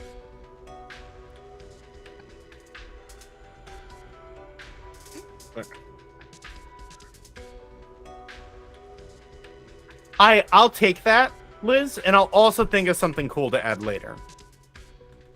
A gift for me, if you will. Okay, so you folks head to the next door. The door is open. It's unlocked. As you go in, the lights here are very dim. They're flickery, and you can tell that this is a locker room. There's a series of lockers along the walls, and inside there seems to be like biohazard suits. And at the end of the hall, around the corner where that next hallway is, you can tell that is like there would be a sub area where you'd go in and it would make sure that you're clean and that you're not bringing any other particles in or out. But all of this has been destroyed. So it is one just hallway leading to the elevators. Now, do we think this is to protect it from us or us from it? I mean, it's been like a long time. It could just be damage from all the plants growing through this shit. By the Oh, way, I meant the biohazard Yeah, suits. I think research parts of fruits. What is the actual like situation with the plant life? Is like the roots growing through anything? Has anything penetrated the building, or is the building intact that way? You haven't seen anything in these hallways, but when you get to the elevator banks, like as you're looking down that hallway, I don't want to assume y'all are just walking down that yet. You can definitely see that the elevator doors are open, and you can see vines like coming through some of the doors and trellising across the roof between the open doors. And there's like there seems to be like 6-8 elevators, 4 on each side. And they're all broken, you had said? You no? can see the vines coming through the doors. So Okay. pretty fair bet. We're going to be taking the stairs. Got it. Well, I was gonna say, if anything, we could, see if we can pry open the door, see if we can use that paracord and just rappel down. He's like, Yeto goes, he pulls puts the big bag down. He pulls out what looks to be like an old crowbar, and he goes into the doors and he starts trying to pull the doors, pry the door open. You're pretty easily able to open them the rest of the way, and you can see that the vines actually make it so that you could probably climb down pretty easily. The vines here are basically pushing out through other floors and through doors through the lower and upper areas, and are just crisscrossing all through these elevator shafts and seem to go, from what you can tell. It's hard to tell, even with the flashlights that you have, because it's just darkness upward. But it seems to go all the way up. But as you look down, you can see that there's space for you folks to move down through those vines. Would Nieto have like basically the equivalent of glow sticks? Yeah. Disposable. So he would pull one out, crack it, shake it up, and then just drop it down the shaft. You see them bounce from side to side. Roll me a presence check. Plus 10. You don't see anything. You just see it bounce down the vines. It's like, yeah, at least they go all the way down, it looks like. It's like, I mean, surely there's stairs. yeah, no, we can probably find stairs. I mean, we could go down the elevator shaft, but it's like, all right. probably stairs. You don't see stairs on the map, Dice. I hate to say it, Reese, but I'm not seeing any. Why are corporations like this? You Told Because you to you assume didn't this want to building do is OSHA inflation, because compliant. you didn't want to do things with Lot of stairs. You're feelings. like, Bold of you assume that in the cyberpunk future, they give a shit about OSHA compliance. I know. I was just thinking. I was like a fire in exit. the capitalistic hellscape that preceded our current situation. Yeah, but I say this whole thing is set up on capitalism. There's no such thing as OSHA. Damn. There's no So- such thing as safety regulations. So y'all start climbing down. Yeah. And it takes a while. Mhm. You're seeing that these vines have utterly demolished floor after floor after floor, and dirt and concrete packing around them through the different doors.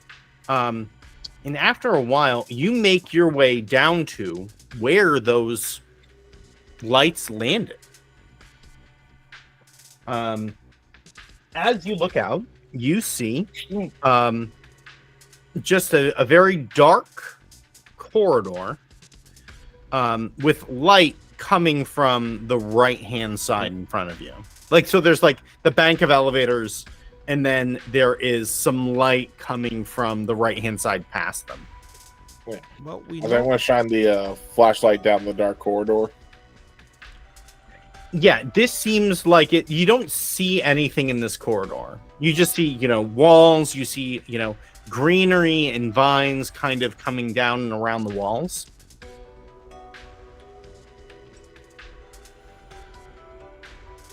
Yeto Firewall has kind picked up one of the glow sticks and is just shaking it.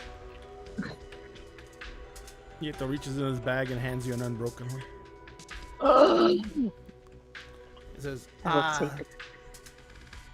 so we know there's power here, and I think we found at least where there's still active lights. So maybe this is what we're looking for. Let's do it. That's possible. Let's be careful, though. I nominate people with guns to go first. I nominate As I someone was- with more than 2 hit points to go first. I Well, nominate. I don't know how many hit points I have because I forgot to ask. As I thought we were going to take the front, when I hear Nieto go, I nominate whoever has a gun. I just look back and go, I just give like the whole one eyebrow raise. It's sensitive. It's a sensitive subject. It's amusing to us because we all have them. I don't. Well, no, So- I have a gun. I was looking at the fact of saying, like, really, you're just like, I just have You're the trying to figure ability where you're in the throw back. knives. So, Jay, this has been a tough walk for you in one. Yeah. But one is like a little bouncy. So like if one like rolls over, like it tips itself up and it continues to go down. Now that you're at the bottom floor, one seems really antsy. I think one. I think Jay whistles and one kind of stands in front of Jay, almost like an autism service dog, where they kind of like create a barrier. Mhm. Yes. And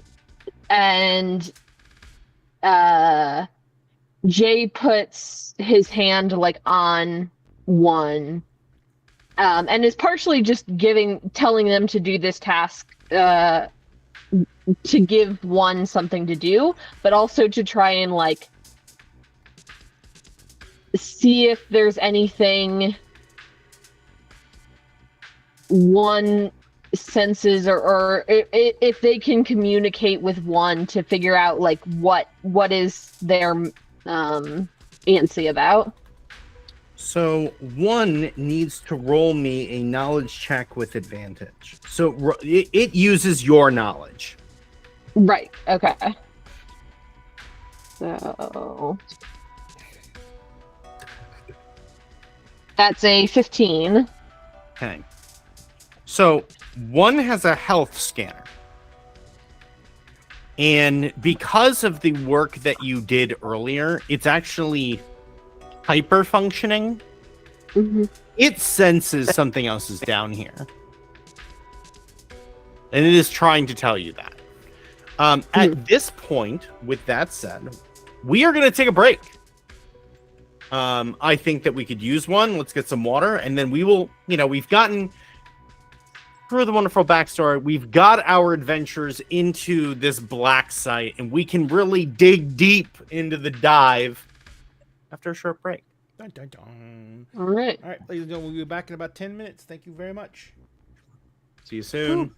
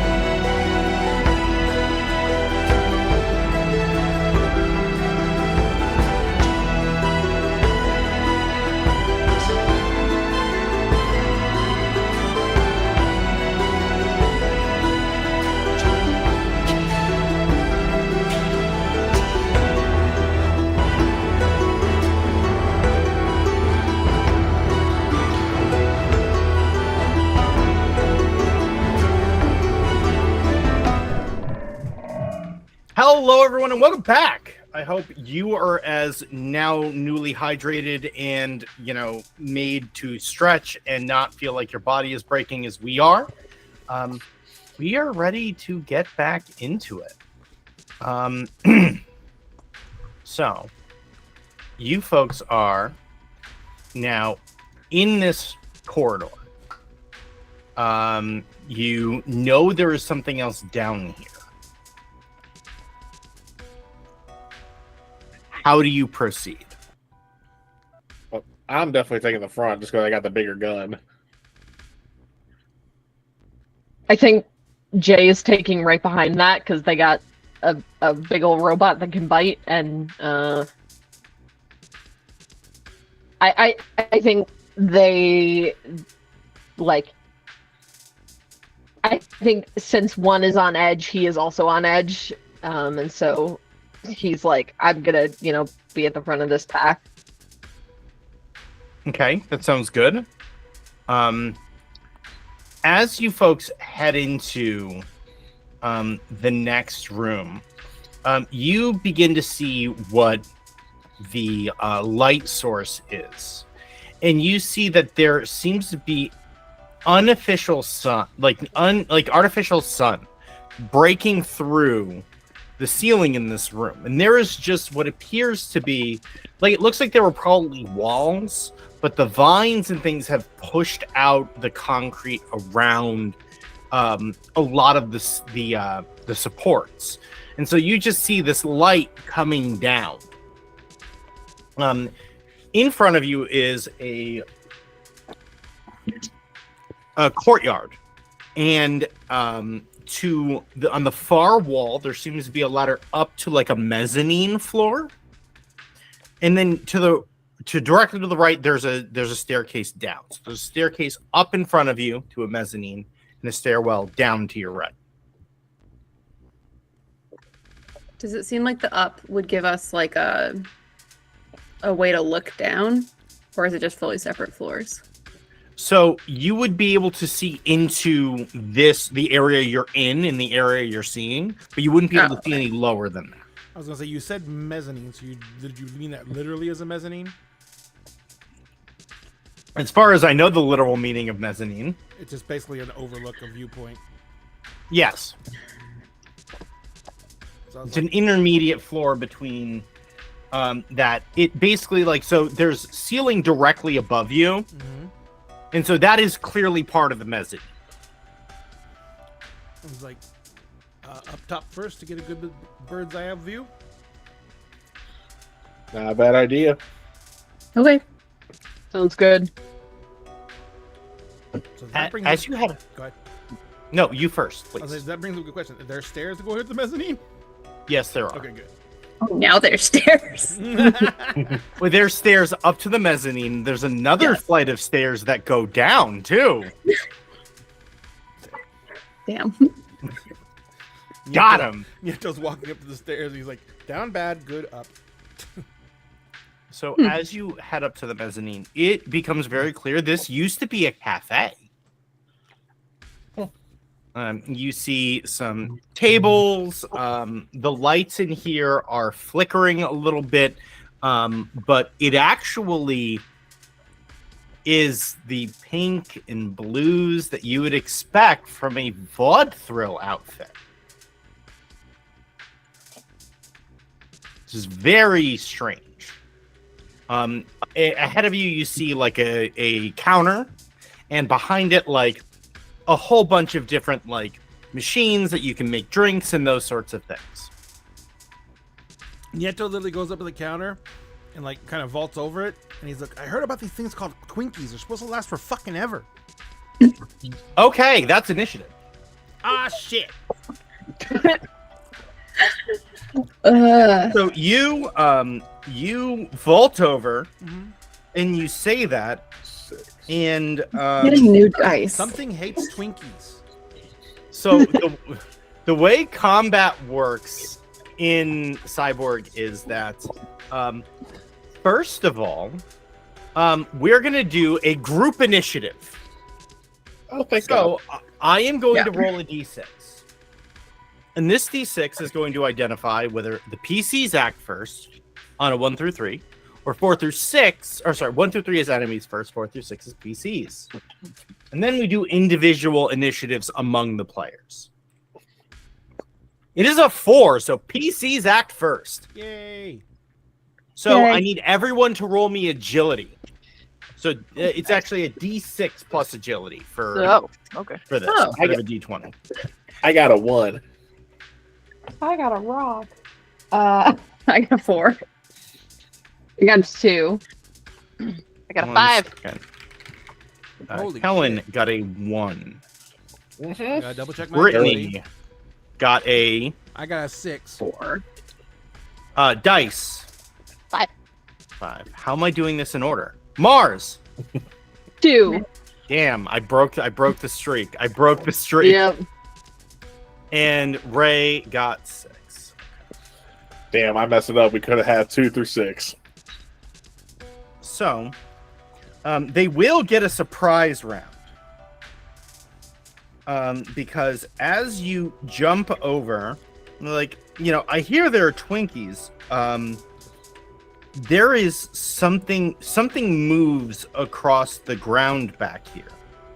And it looks like it may once have been a person. But it seems like their eyes are red and they're sunken, and it seems like they are more bone and machine than person now. No. You would know this as a Bang. sigh-raging menace. These creatures are beings that their bodies and their minds have passed, but the machinery that is so built into their bodies has continued to exist. Did And you it was say in- sigh raging? Yes. Okay. And so when you stepped on it, it came out of sleep mode. And so this thing wielding a knife swings at you. So when it swings at you, combat tests are not rolled by the DM, they are rolled by players. So, Nieto, roll me for a melee defense. It is agility. Straight agility? Yep. And it's a d20? It's D20 plus mod plus 1 because of the bless that you got. Yay! 9. Thanks, Liz. Not enough. Oh, damn. Am I dead? So you don't have armor. Full dead instantly. So I rolled max damage. So here's the thing. The way that this works is you can use, as a goon, you get, I believe it is 2 glitches. 3 glitches. So a glitch can be used for a number of things. And we're going to recall this for everyone because it is now very important that everyone remembers how this mechanic works. With glitches, you can deal maximum damage with 1 attack. Reroll a dice of your choice. Lower damage dealt to you by a d6. Neutralize a crit or fumble. Or reduce the difficulty of 1 test by 1d4. So, this would be a max damage roll.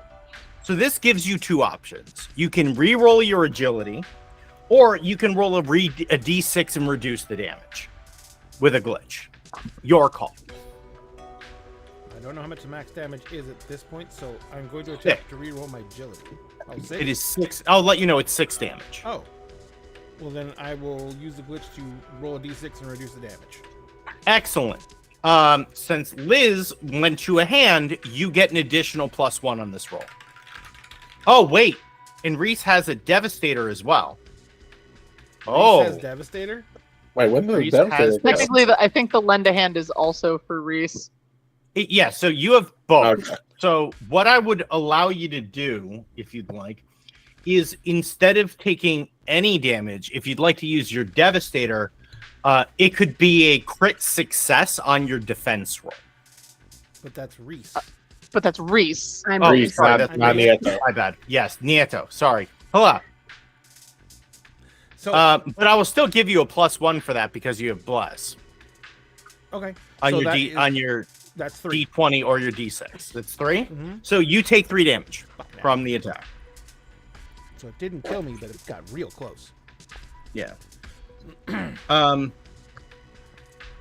Yeah. It attacks once, and it uses the rest of its move to. It reaches up with its one arm, and it grips into the counter, and the counter splinters under the force of its hand. It lets out a bestial howl that sounds like screeching metal, like screaming binary fills the air as it raises to its feet. And so we go through initiative, and we start with Nieto. All right. So Nieto is visibly bleeding. You said it like used a knife, right? Yeah, it is.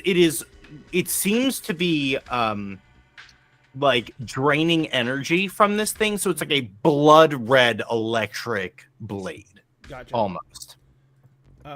So Nieto is got this open wound on him now, and he's basically just like grips the open wound, and he's like looks at the thing, and his eyes basically digitize. And I am going to use Chill of the Void. All right. So, in order to engage Chill of the Void, that is your nano power, for those of you playing the home game, you need to roll me a DR12 presence check. Remember, it is at a +1. It is at an additional +1. 21. Excellent. What did you roll on the die? 18.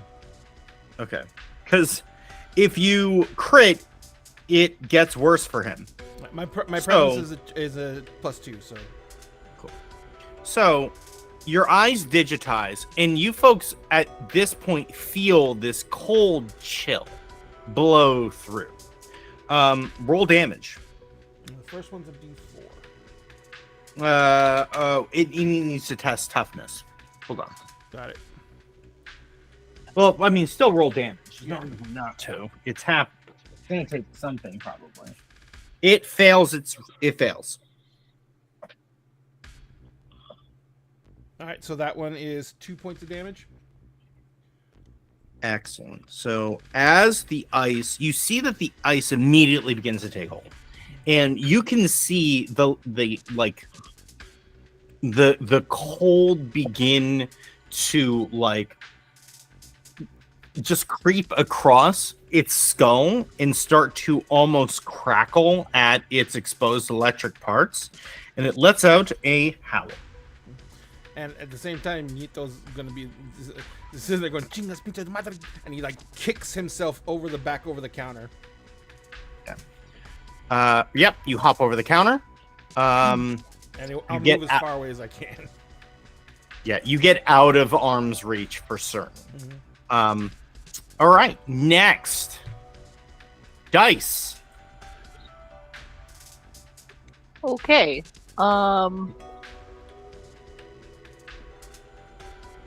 I guess Firewall is going to seeing this thing, which I'm guessing we've encountered before. You've heard of these things, and like you've seen, vids on the news of creatures of people who have become things like this.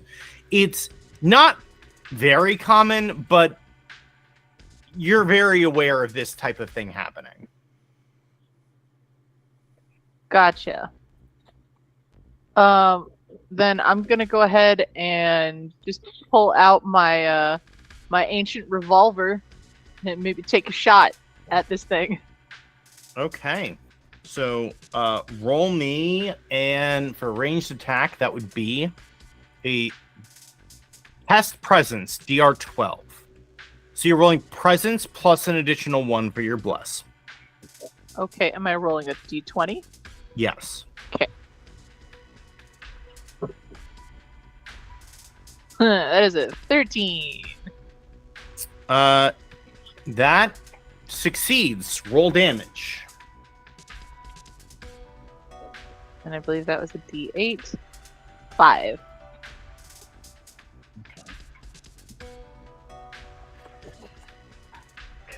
Yeah, you hit it, and you can tell that you hit it solid, but you can see that since it is more machine than anything else, it seems to absorb some of the bullet.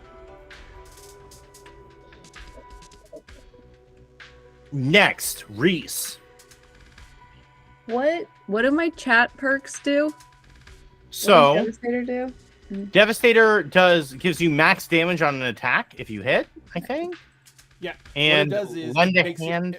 Devastator makes the next roll that the person makes is a crit, and then the damage roll they normally would have made is max. Oh damn. Okay. It costs. It's $50 for a donation. Oh damn! Yeah. Thanks, Nate. I didn't see that hit. Holy shit! Oh no, there it is. Thanks, y'all. Cool. Yeah. Yeah. So. Yeah, that's the thing you can do. Yeah, let's do that. Let's attack this. Let's shoot this thing. So, as you pull out, so you're standing next to Firewall, and Firewall whips out their revolver, and you whip out a My matching Adam revolver. perfect matching revolver. The twin. So the revolver does. So what is max? Okay, so crit does 2 times damage, and armor is reduced to tier. So the armor is reduced to tier for the rest of combat. Oh. Nice. Nice. So that is how much is 2 times max damage for that shot? 16? I think the revolver is a D8. Yep. Right? Mhm. Yeah. So 16. It happens in a flash. 2 flashes to be exact. Firewall fires, and Reese fires as well. And in a duet of revolver blasts, this thing is painted all over the back wall. It stumbles back and just slides down to the floor. Friendship guns. Friendship guns. But also, I don't like that thing. I don't like whatever that was. Yeah, I'm no. I'm not a fan of that. So we have received $210 in donations Woo! at this point. Damn. Holy cow, guys. So what we're gonna do is at the end of this combat, we will go ahead and draw for the Crystal Dragon and for the Lunar Wing Dragon. Do it. Y'all killed it. It's fucking dead. Fucking dead.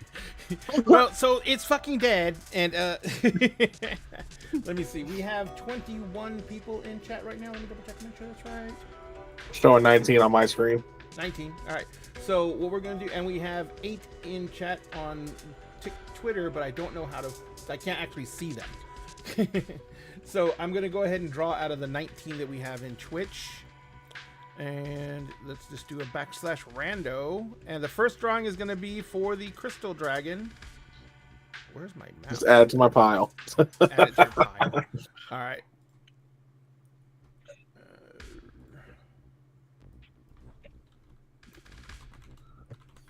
There we go. So it's 1 through 19. And then I'll pull up the list of everyone and I'll count down 19. So I rolled number 12. Let me go into my chat.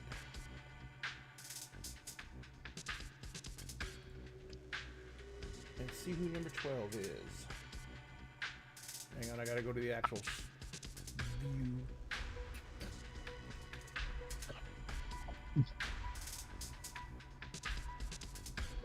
And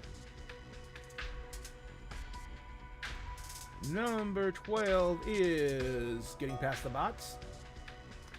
Oh, 1, 2, 5, 6, 7, 8, 9, 10, 11, 12. Donk 7. Donk 7. Donk 7. Incredible Donk name. 7. Powerful. I am going to give you Powerful. a follow, and I am going to send you a whisper on Twitter, Twitch. I mean, please. Oh, well, you don't share. You see, this user has turned block whispers from strangers. We're strangers, but I gave you a follow, Donk. If you are in chat, please let us know. If you do not respond by the end of the game, I will redraw. In fact, I'm going to do that right now just to make sure. And I'll have a second winner possible ready at the end of chat if he does not they do not respond by then. And now we're going to draw for the Lunar Wing Dragon. And that one is right here. And Donk cannot win too. So so re-rolling that one, and that is 3 above Donk. So that's 15. That would be, give me my mouse. 1, 2, 3. Hey, you Chunkaboo. Also very powerful. That is very powerful. strong. Hey, you Chunkaboo, I just threw you a follow. You also have whispers turned off. So I'm going to go ahead and draw 2 other people who will be alternates. If no one contacts me, or if I can't contact them by the end of the stream, I am going to go ahead and go to the alternates, and then we will go ahead and contact you guys through Twitch as a primary means of contact. So if you have your whispers turned off, look for us to give you a follow, and we will try and message you that way. If not, then join our Discord. And if you join our Discord, you can message me directly. Here's the Discord link. And so if you join Discord, you can go ahead and... Oh, someone else donated, Chess Meow gave their Devastator to Ren. So Ren, you also have a Devastator now. Yes. Son of a bitch. Well, I'm gonna die now. So, but that's our first 2 drawings. We're gonna go ahead and we'll see what happens next. I'm gonna draw the alternates, and Ren, go ahead and kill people. Hey, Chess, I just want to talk. I just have questions. So now, as this this poor, I mean, I wouldn't say poor, helpless, this creature has now been splattered all over the wall. You do have an opportunity to kind of like look around. So first of all, you do have an option. You could strip this thing down for parts. That is an option. Dice, There's how a rule fast for you snap that. your head. So Not a that- me thing. That's a Jay thing. I don't think Jay wants to. I think Jay is like. I think if there was more people in a worse situation, they would have. But I believe only one of us took damage. well, I And mean, to be clear, stripping it down for parts would be a loot thing. oh, Jay is going to strip it down for parts then. Excellent. So that's going to take you a little bit of time. Roll me a knowledge check. I want to see how well you do at stripping this thing down. Okay.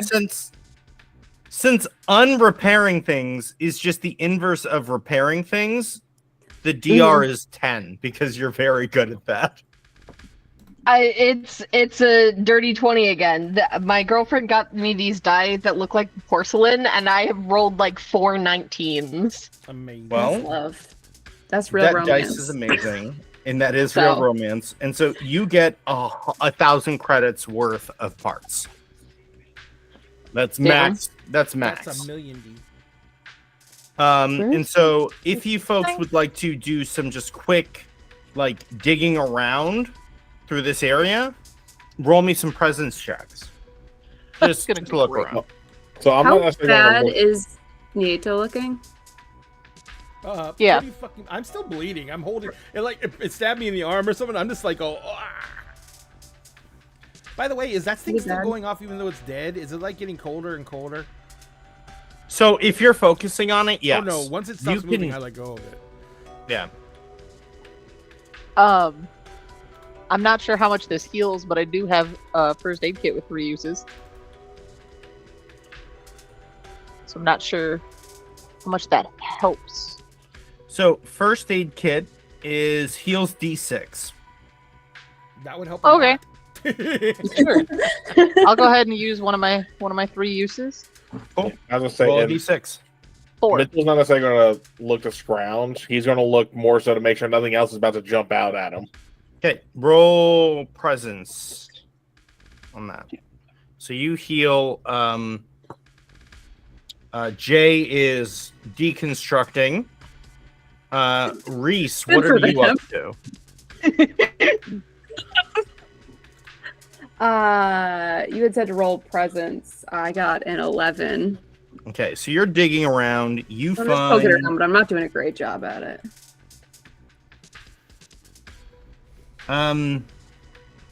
You find a vision visor. Oh. So a vision visor, it zooms, it is a camera, it has heat and night vision, and also ultrasound. Ooh. Alright, cool.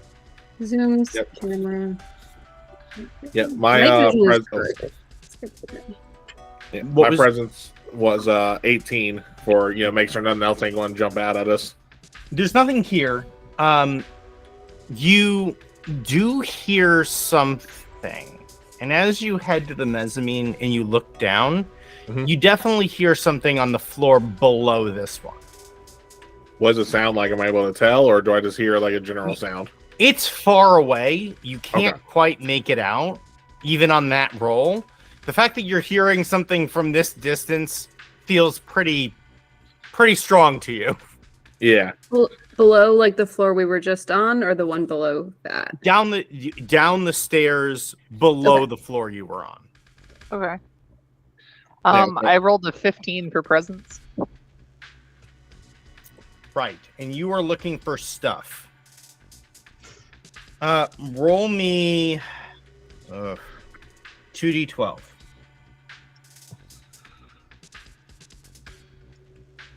Okay, the first one's a 9. Mm-hmm. Second one's a 9.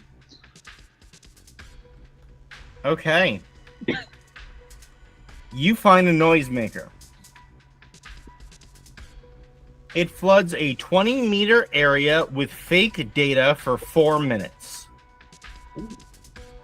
It makes remote communication and surveillance literally impossible. That also means you folks will not be able to communicate using internal means during that period of time.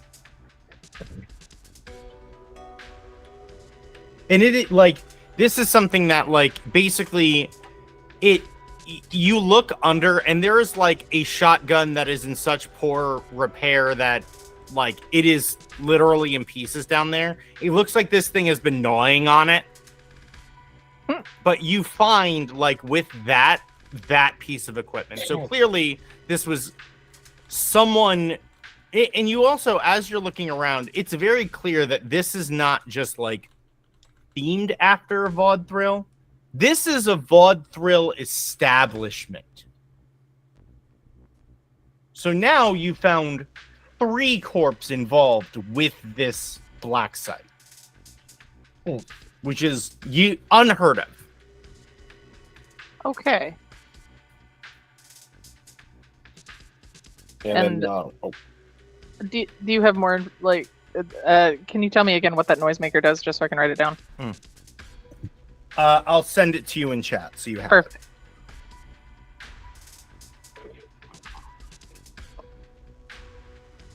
All right, that's what all of you have found and or been able to salvage. and when it came to the noise I heard, I went to everyone saying hey, we need to head down there. I think there might be something. We just got to be on, keep an eye out and not just jump over counters. And I kind of look at Nieto when I say that. And it's just I'm sorry, man. It's a cafeteria. Who thought there'd be monsters in a cafeteria? I just looking for Twinkies. Okay, but did you find any? I don't No, know. I it's bled dead. all over everything. I don't know. I don't want to eat none of that now. I don't Roll for Twinkies. roll for Twinkies, please. What I played in the I mean, try it. Huh? Try it. Give it a shot. I don't know how to roll for Twinkies, but I'm gonna roll a d20. So that's roll. You would roll presents to I'll roll look a for The d20. Twinkie modifier. With Twinkie. Oh my god, I got a natural 2 for a 4. No You- Twinkies for me. You think you find what might be Twinkies, and then you reach in, and they are gone. It is clear that this thing has eaten all the Twinkies. If I pull up the open box, empty box, Twinkie box. I was like, he stabbed me and he ate all the Twinkies. I'm glad he's dead. I'm glad he's dead. I feel like Nieto's going to turn into Tallahassee when it comes to Twinkies. Gummy worm? This Takes is the the start gummy of. worm. It's the start of Nieto's villain arc Yeah. for sure. It's all about Twinkies. All right. So, as you folks, you head down to the floor that you were on. You did hear noises coming from downstairs. I told him of it. Do you folks stack up the same way and head down? Oh, yeah. I think so. You head down the stairs, and when you reach the bottom, there are no lights in here. But you do see a panel that could potentially be repaired. Just kind of like right on the right-hand side. It's very obvious that it's here. So I'm going to kind of whisper to Firewall, going like, Firewall, panel. Dice, you take a look, or so Firewall takes a look, and just even looking at it, this thing looks like it's broken as fuck. It doesn't look like a hack-in thing. It looks like this thing is destroyed. Jay, it's busted. He's busted. Jay's gonna take a look at it and see if they can fix it. Potentially, maybe using some of the parts they scavenged from the cyber zombie. I don't remember what it was called. Close enough. Fire Ranger. Yeah, that's reasonable. Roll a knowledge check. As they were working on repairing that, I'm still going to keep even though I can't really see down the tunnel and I don't want to turn the flashlight on, I want to keep my gun aimed down the hallway just in case. Oh, I can wait. Can I put my visor on? You can. Can I look down the hallway? I got a You nat do. 20 plus Oh, nice. knowledge check. Yeah, that's a knowledge. So plus 1, so 21 total. Noise. Yes. So a couple of things happen in very quick succession. So, first, the two of you are looking down the hall, and Reese goes, "Oh shit!" and pulls that down, and you see a small white creature. It looks like it is furry. It has little small ears, black beady eyes, and it is just sitting in the middle of the hall, and it is staring directly at you, How small is it? making eye contact. It looks like maybe the size of a small cat or large ferret. I think I just reach over and grab Mitchell, and I'm like, it's looking at me. In that moment, the moment that happens, the lights come on and it is gone. It's like, what's There was looking at a- you? Little, it was round, it was fuzzy, little ears, and it was looking at me. You sure you didn't touch too much grass? I don't think I you don't can get think high that's how from grass. works. I'm like pretty sure that's a different kind of grass. As you folks begin to argue loudly at the end of the now well-lit hallway, Oh, fuck. you begin to hear the tapping of little metal feet on the floor. Metal feet. And Okay. you see, at first they look like rats, but then as they move, you can see like the sway of nanites as they move. They are black as night with glowing red eyes. What happened to the cute little white fuzzy things? Wait, did Jay fix the thing with his nat 20? Yeah, that's why the Okay. lights came on. Gotcha. Gotcha. Oh. Gotcha. I'm following now. Sorry. And so these things look at you and they immediately turn and bail. Like you see a couple of them and they immediately turn and so down this hallway you see as the lights come on you see the floor is mirrored and across the ceiling you're seeing like red almost like sensors coming down from the ceiling. As it gets down to the end, you see this glowing orange and black centerpiece in a room in front of you. And these things see you as if like, much like roaches. They bail the moment the light hits them. Like they notice the lights are on and someone's here and they were like, fuck, we're out. Can I try to talk to them? Because I've got nanites. Is that something? You can try. Hey, wait. So Hey, hang on. roll me a presence check. Okay. Or so you can do this one of two ways. Okay. You can either try to use presence with your nanites to communicate, or you can try to activate your nanites to communicate with them. Activating it does have an opportunity for bad things to happen to you, but may have a more profound effect if it is successful. Yeah, I mean, I'm going to do that. Okay. So it is a DR12 presence check. Ugh.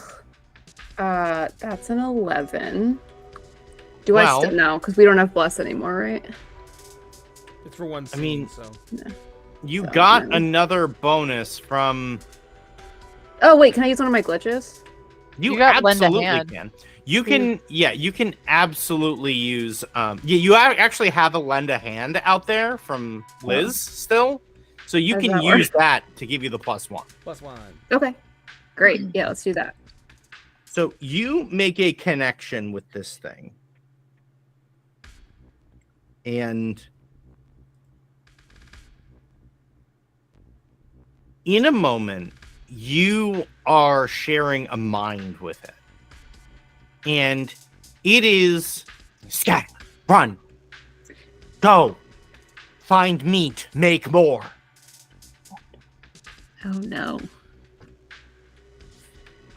Don't fight, must run, not safe. Find meat.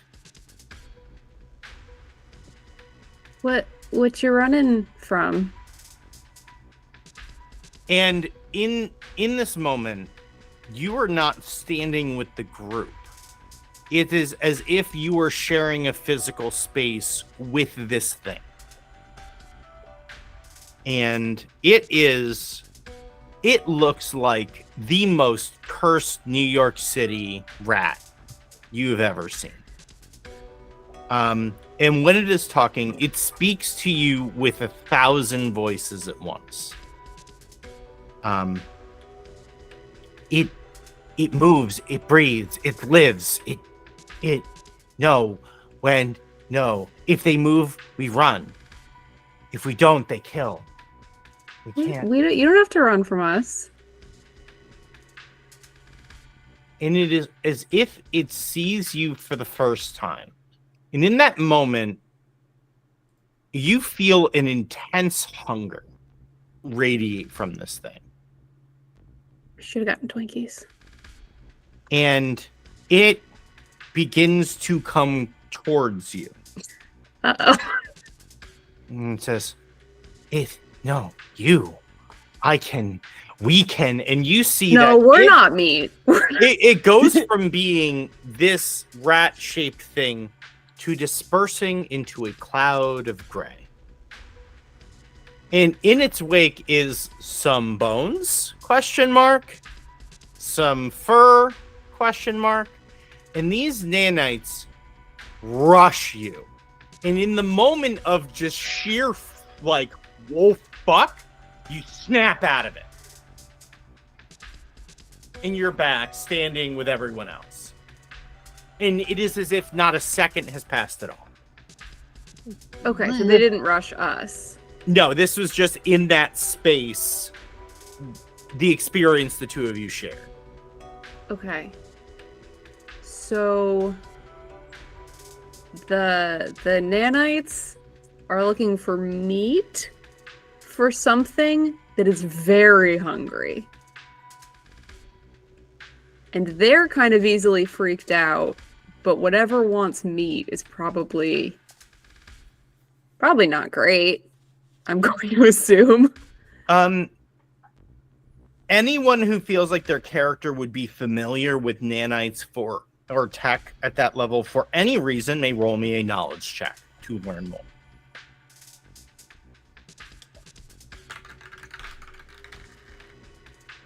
I don't think I got the high enough because I got, I think, an 11.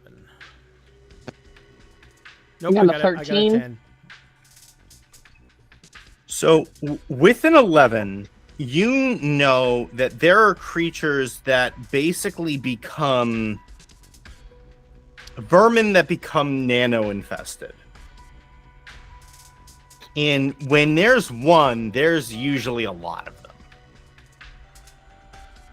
That was a 13, you said? Yeah, I got a 13. You know that blight husks exist only to propagate.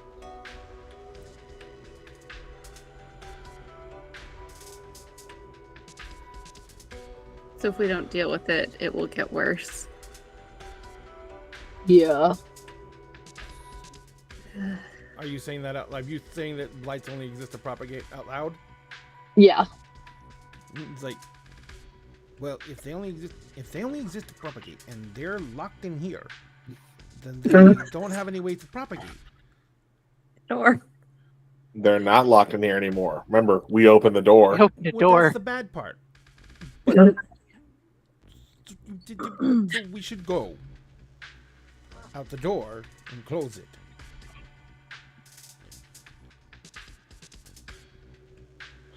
A lot. Like Everyone now? roll me a presence check. God. Someday I'll 10. roll over at 10. 16. Oh no, 10's good enough actually. No, I got a 7. Oh no, that means it's really bad. So at a 3, the ground moves. What? You do not know why. At a 7, the ground is moving. Something big is moving. At a 12? At a 12, you have felt this before. Oh, So good. at a 12, this feels very similar to the same rhythmic type of feeling that you got at the surface. And Only you are much closer to whatever it is. And on a 16. On a 16, you are certain that whatever you just saw cannot be doing that. There's something else here. And it's fucking big. And I'm gonna go stand on that counter back in the cafeteria.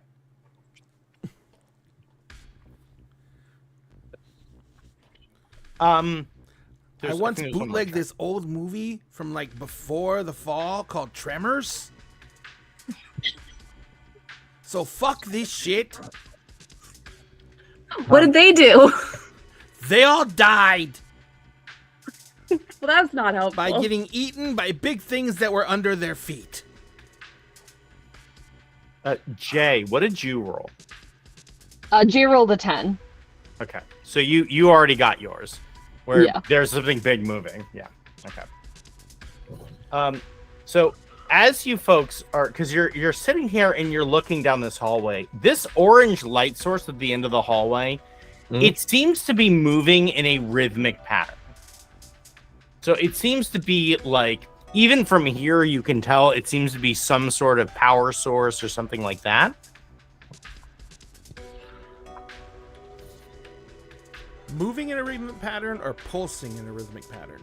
The lights are moving up and down in a rhythmic pattern from floor to ceiling.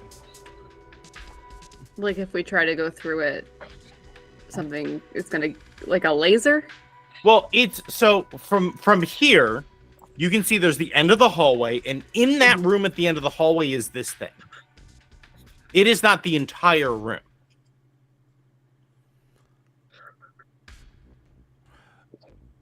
Up and down. Yep. Pauses? No. It is consistently like bands of orange and black that are moving. I was just checking to see if it was like monitoring something's breathing. It does from just looking at it, it doesn't remind you of anything biological. So basically there's Night Riders at the end of the hallway. Got it. Kind of, yeah. Kinda. Do you folks go down the hall? What do you do from here? I think Mitchell will actually start walking because again, they didn't really think about what the vibrations were, and they, especially where Nieto was like, "Hey, I was going to go ahead and stay back here," when they've already been trying to stick to the back anyway. He's thinking like Nieto's, probably not overplaying. Essentially, where Nieto doesn't want to move forward anymore. Nieto is looking at the ground everywhere. He hasn't gone back to the counter because no one went with him. Yeah, Mitchell's going to take a few steps forward, like slowly. So this room is octagonal as you come into it. And in the center is this octagonal piece of equipment.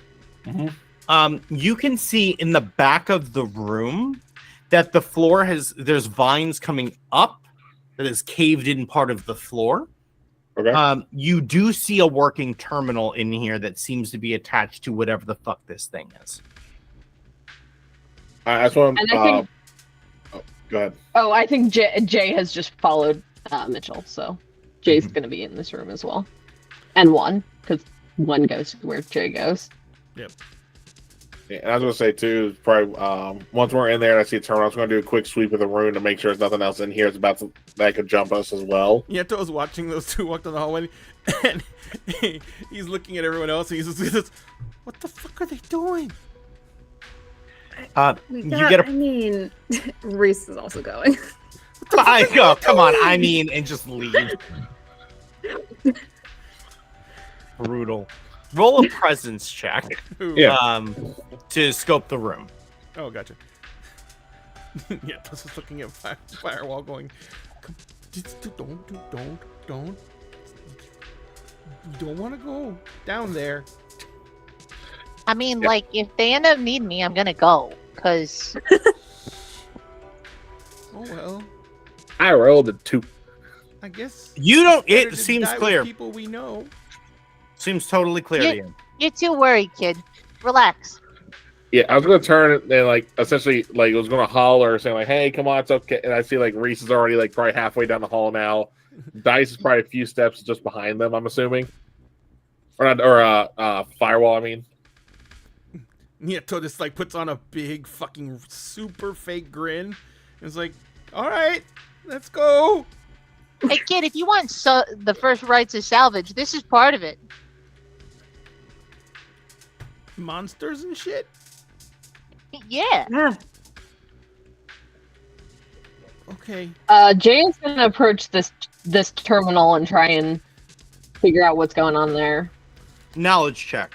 Nieto, like, All squares right. his shoulders and starts following after Firewall. It's like, it's okay. This is part of it. 19. Part of it. Nice. As you activate it, all of the walls raise. And out from behind them, an entire science lab is unveiled to you. You see tons of technology, tons of tech that, like, even some of it seems to, like, it seems vastly superior than the things that you know modernly. Mm-hmm. The difference between the tech in this room and anything else you've seen, light years different. And you also see in one section, there is what appears to be a security station full of weapons. When you start looking through it, you can tell that this is another core setup. So this is very like all of the science equipment is clearly, vital researches. That's not surprising. You already knew they were here. But M4SC Security, in their subsidiaries, this has Zephyr weaponry, interwoven telecom gear all over the place. Does that make it 4? It does.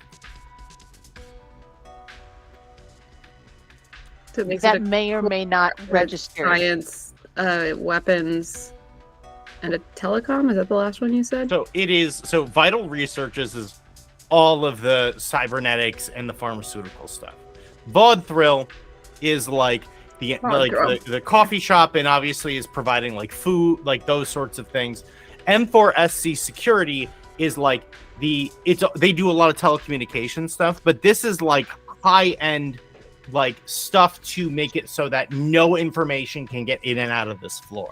This is really high tech stuff, and also an entire cache of weapons and security gear for them. At this point, Nieto has completely lost his fear and is just staring around going, holy shit. That's it. You said there was a weapon stash in here? The unhinged gremlin that is the techno nut is just going along the different lines of tech, just constant babble of I could use this for this, and I could use this for this, and this and this. Just no stop. No chill, no stop. Mitchell went immediately to the weapons. There's equipment bags here, and you can very easily just start taking smart guns, SMGs, sniper rifles. There's a rocket launcher in here. It doesn't have the rockets, but there's a rocket launcher in here. Someone's clearly made off with the rockets. There's a chainsaw in here. Several assault rifles, a couple of pairs of SMGs, some filament knives, all sorts of shit. And you just start filling bags with this shit. Mm-hmm. Could you put a grenade in a rocket launcher? No. You could. I mean, if it's It RPG. would and very well. severely blow up the rocket launcher. I would Just giving not end well. options. I'm just thinking. We don't have rockets. We have grenades. You do find something that will work with your gun, which is a single-use booster mod for nano trigger.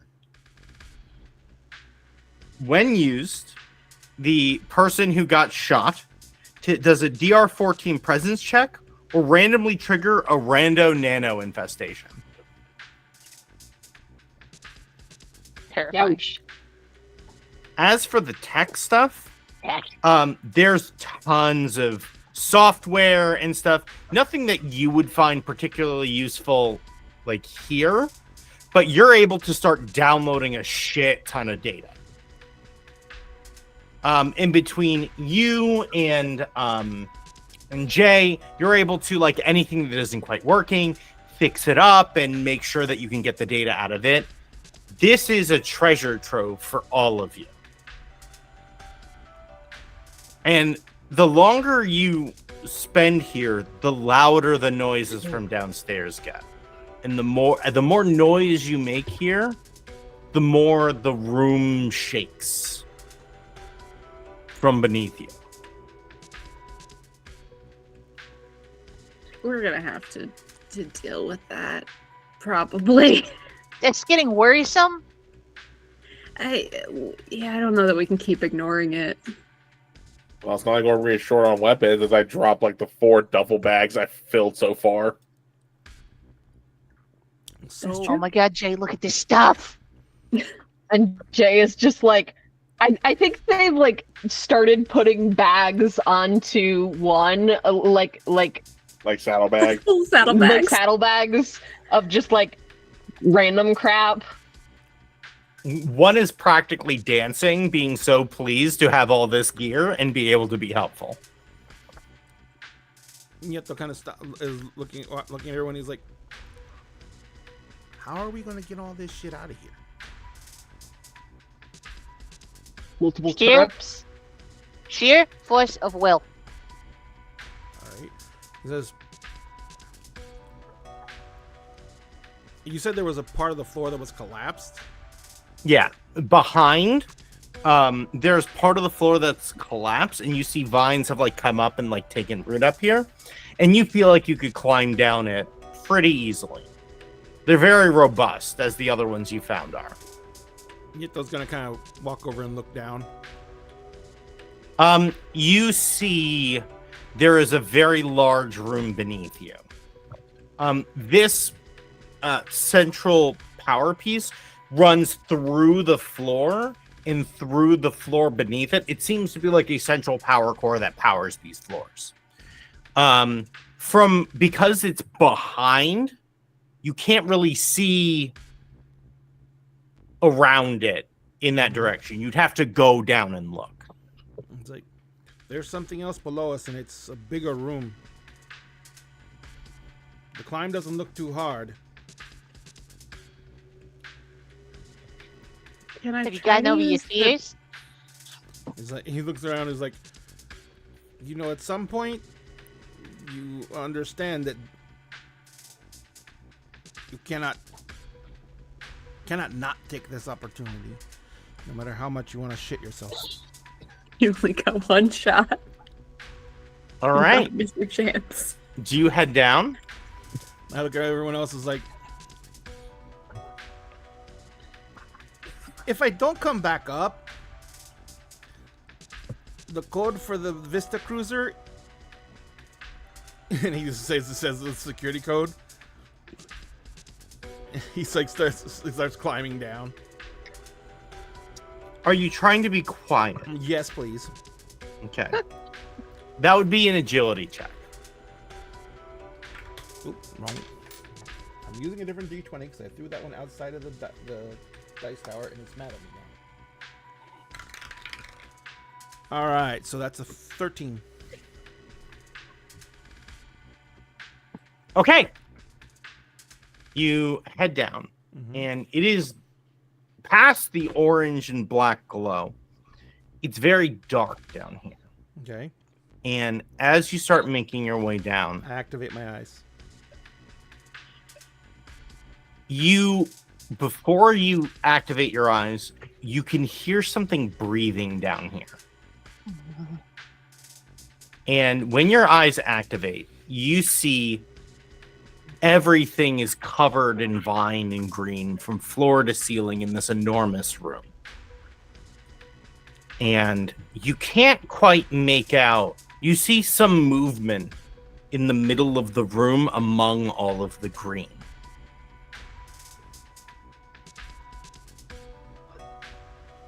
He looks around and is like, I'm going to climb back up.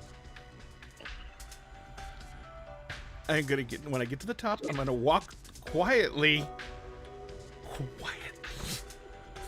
over to everyone else, and I'm gonna wave at everyone to come closer.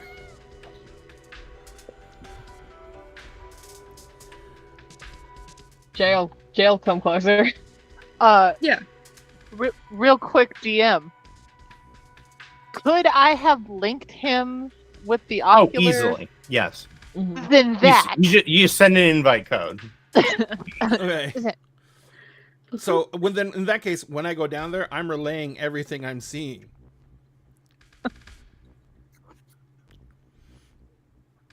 I'm just like, since this is not a verbal communication, correct?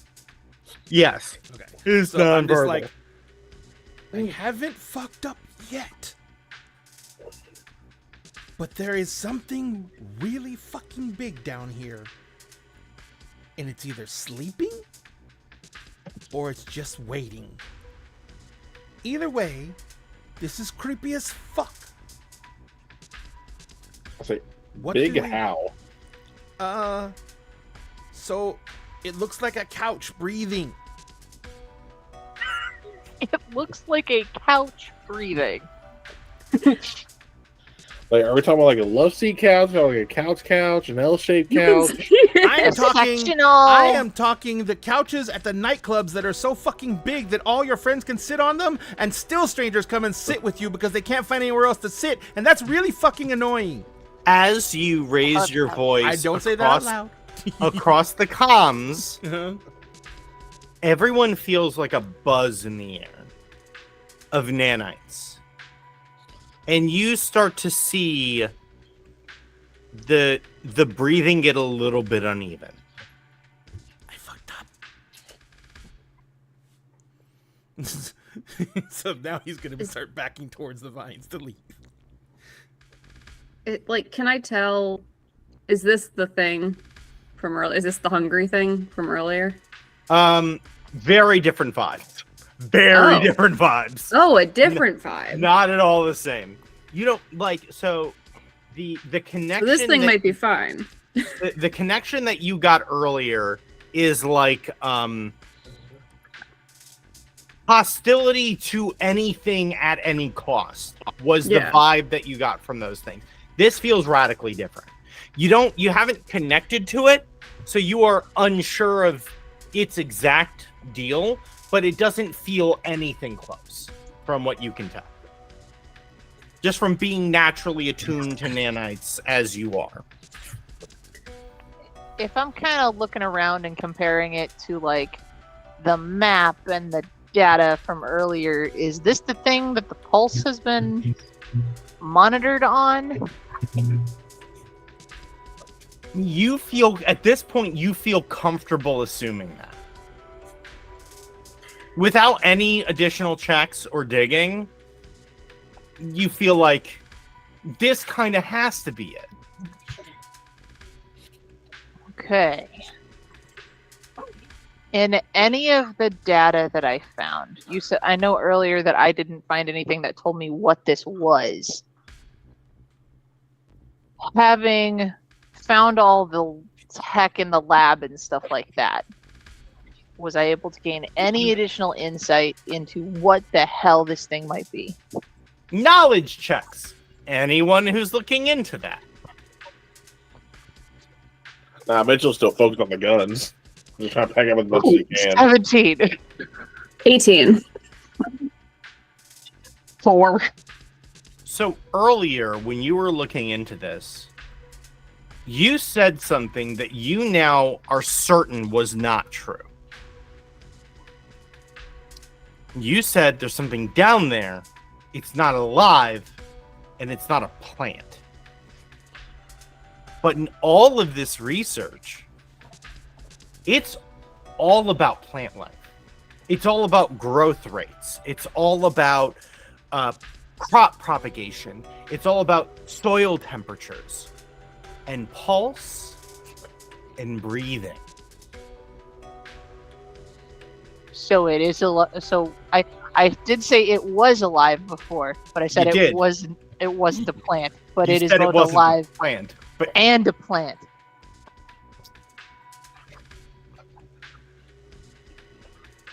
Well, I think this is what we've been looking for, or at least it's that thing that I was talking about earlier. I think it actually might be a plant. Could this be like the center of this oasis? Like the reason there's grass and shit here is this thing? I'm still down there. I actually start looking and inspecting all the vines and everything that are growing. Are they all like going back to this thing as a central location? yeah. Guys, I think that this thing might be the forest. Dope. Can I send visuals over the comms? You can send stills. I start taking stills, tracing along the vine routes, and everything's going back to the mass. So, I'm gonna say if this thing made the apples, we make it our friend. Yeah, this thing doesn't seem. This isn't the thing with the rancid vibes that I saw earlier. This is different. Well, what do you want to do? I want to roll an animal handling check. No, Plant handling. If you wanna, you can. How are we gonna make contact with this thing? Can I? Okay, this is a shenanigans question. Shenanigans. I have an ability that lets me once per day figure out if I've been lied to. I know this thing isn't strictly sentient. Can I basically do like a vibe check on this using my lie eyes? Now, yes. See if it's actually chill is the lie I'm trying to. You absolutely can, but in order to do that, you need to make contact with it. Okay. How you want to? There's a couple of ways that you can do that. You can either go down and make contact with it, or you can go down and make contact with the nanites, the same way you did with the murder rodent earlier. Right. I'm gonna describe this plan to Jay and Dice and get input from Earn Firewall. Like, should I try to touch this thing, or should I try to do the robot? Should I try to go the nanite route? Because I feel like I'm kind of treating these nanites a little bit like magic, right? And they probably understand it a little bit better than I do. Reese, you know me. Fuck it, we ball. Just go touch it. I was gonna suggest the opposite thing and use the, robots better, but like if you wanna fuck it, we ball. Fuck it, we ball. If it fucks up, we have. Oh wait, you just talk to them. That's right. Well, I mean, you can talk to your nanites, but like, I'm gonna go down there and be ready to touch it. All right, we'll try the nanites first, and then if it doesn't work, Firewall will touch it, and we'll see what happens. Okay. I'm gonna go down. So you folks head down.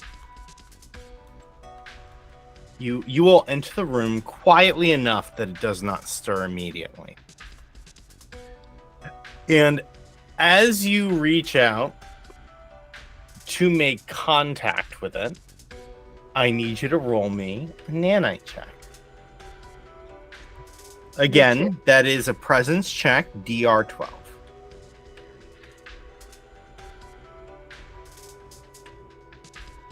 I'm gonna use a glitch. To DR -4. Yeah, so you can roll a d4, and that will be subtracted from the difficulty, which is 12. Okay, because I got a 10. So now I can subtract a d4. Yeah, And you're supposed to do that beforehand, but you also have a +1. You also have a +1. A big chop gave you lend a hand. So that's enough. That's enough. We did it. Between those things, That's that makes it work. Yeah. So you reach out, and the lights flicker as the movement gets bigger, because it's motion censored. And you see it for the first time. And first, the large, elongated crocodile mouth erupts from the mossy bed it is laying on. And it pushes itself up with these long, tentacled arms that are, instead of just like at first look, appears to be scales, but as you look, you can see that they are interwoven vines that is making up its body, and it pushes off, and its large tail flickers and like smashes against the wall casually and smashes against another wall casually. Hi, good And dog. It looks like a giant alligator.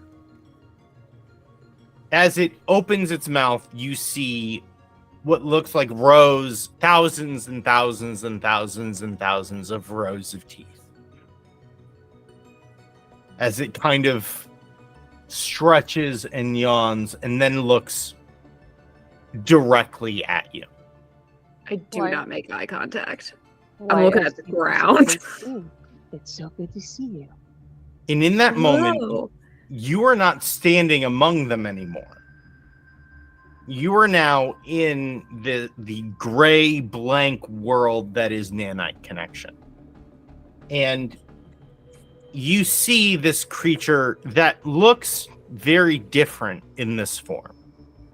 And you see it almost looks humanoid, or at least like it's trying to mimic a humanoid form in this form, but it is clearly plant vines making up its overall form. And it doesn't say anything. And it doesn't get closer to you. It simply watches you.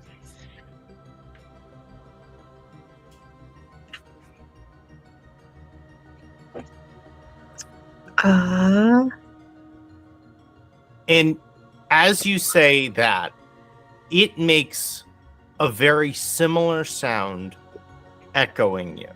It's clearly not stealing your voice and echoing it back to you, but it's like it's trying to communicate back to you.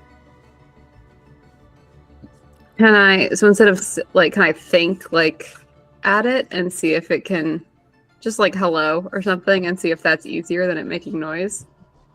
It pauses and considers, and it looks at you and it nods.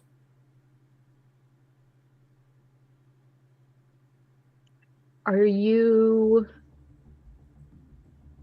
good here? Do you want to be somewhere else? In this moment, you are no longer here either.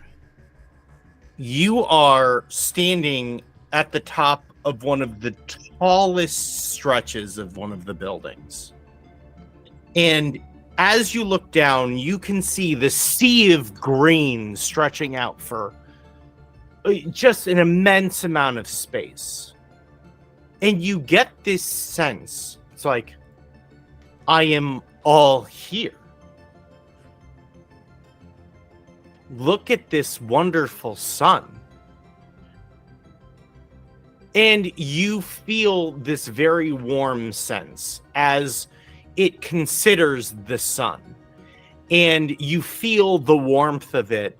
And then you feel this comparison to the place where you were. And you see it in your mind's eye, in that space, a much smaller plant, in this same room. And it seems content. I felt that way about grass too. I get that. Is there something else in here in this building?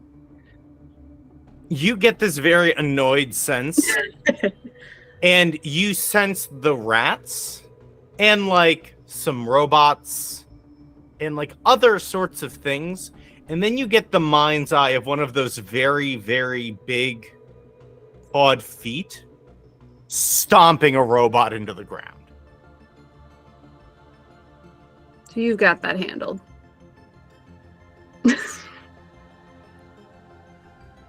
Okay, cool.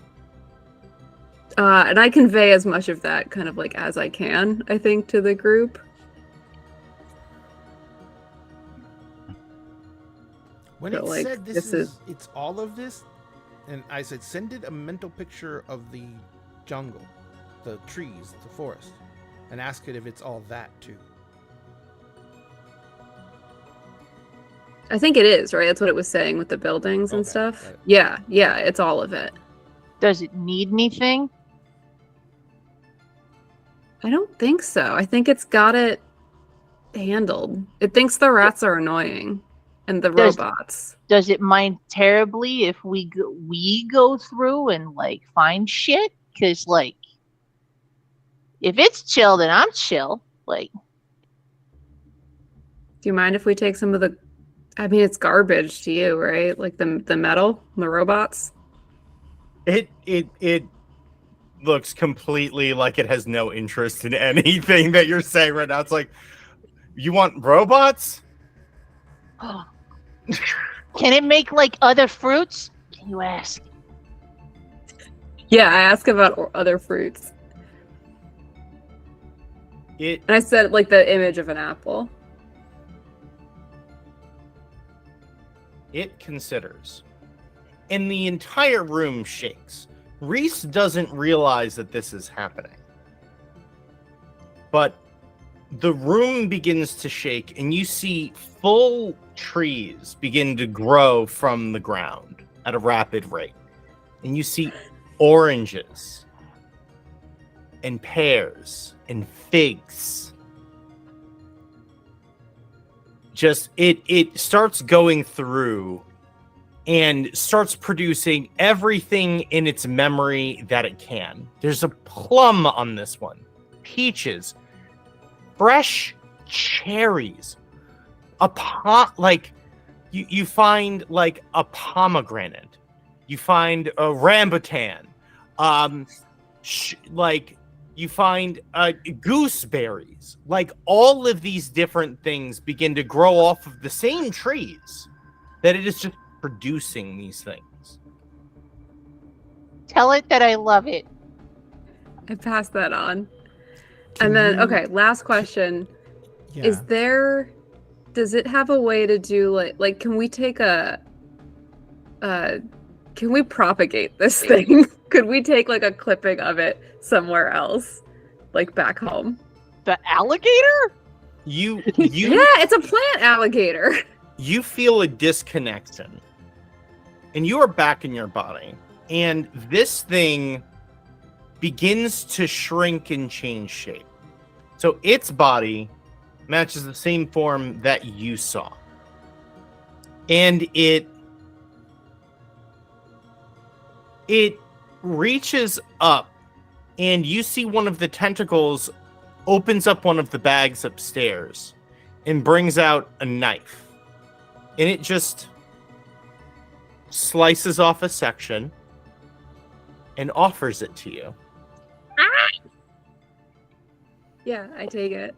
And I Are say we that gonna I have thank a it. pet plant-a-gator? We At can the theater? regreen places. It also shares you the knowledge of how to extract the seeds from the trees and the fruit that it has given you.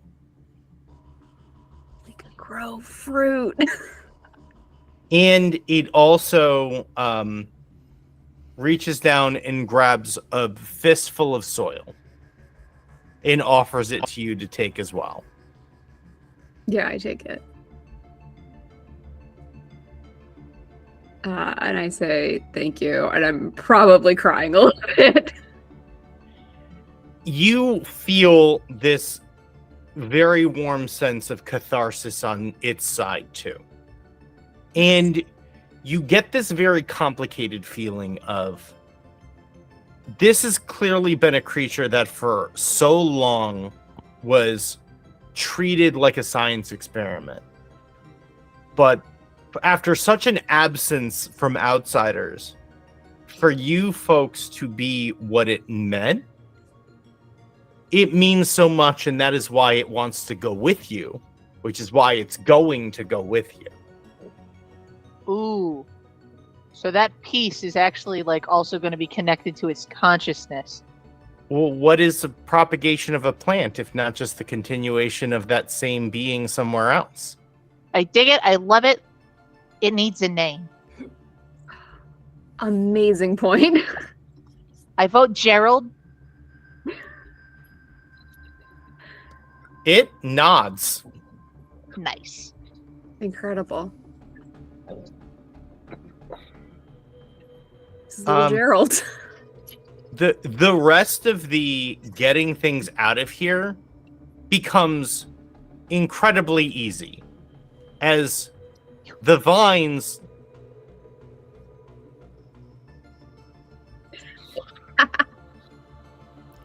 can carry the bags out.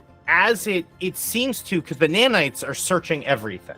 So nanites, through AI, are propagating all the information on the things that you want. And so by the time you leave, you see that the vines in all of these buildings are pulling things out and leaving it in the courtyard in piles, sorted by different types of weapons and equipment and storage drives and things like that. And leave it for you. Is it accessing any of our systems or anything like that? No, it's just pulling things out of the buildings and leaving it there for you folks to load. It doesn't... There seems to be a respect for what is clearly not from here. Gerald, fam, like you want scritches or something? I feel like I need to do something for you.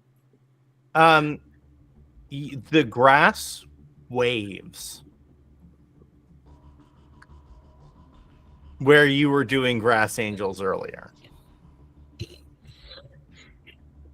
I go do more grass angels. The grass grows a little bit in the shape around the grass angels. This is nice. This is nice. Guys, I want this as the carpet in my room.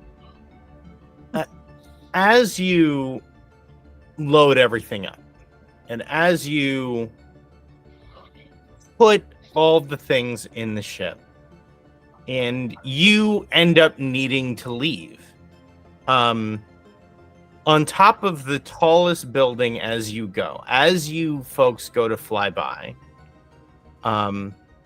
you see that figure standing on top watching you leave. And it doesn't seem sad. The situation doesn't feel that bittersweet that you're leaving something left behind because you remember that Gerald is with you. And you folks head back to where Nieto has set up shop. So that you folks can sit down and kind of go through loot and sort those things out. But all of you feel this calm that I don't know that you've been able to pin down before in your life. Because even in a community, even in the blocks, things are hard a lot of the time. But not only is this something that, not only did you do really good for something that has had a really tough life up until this point, but you made a connection with something that is kind of beyond comprehension. And because of that, it and you all and your community are going to be stronger together. And folks, that's game. Yay! Yay! Love it. So Thank you, Ren. good. Excellent. Thank you so much, Ren, for running that. That was wonderful.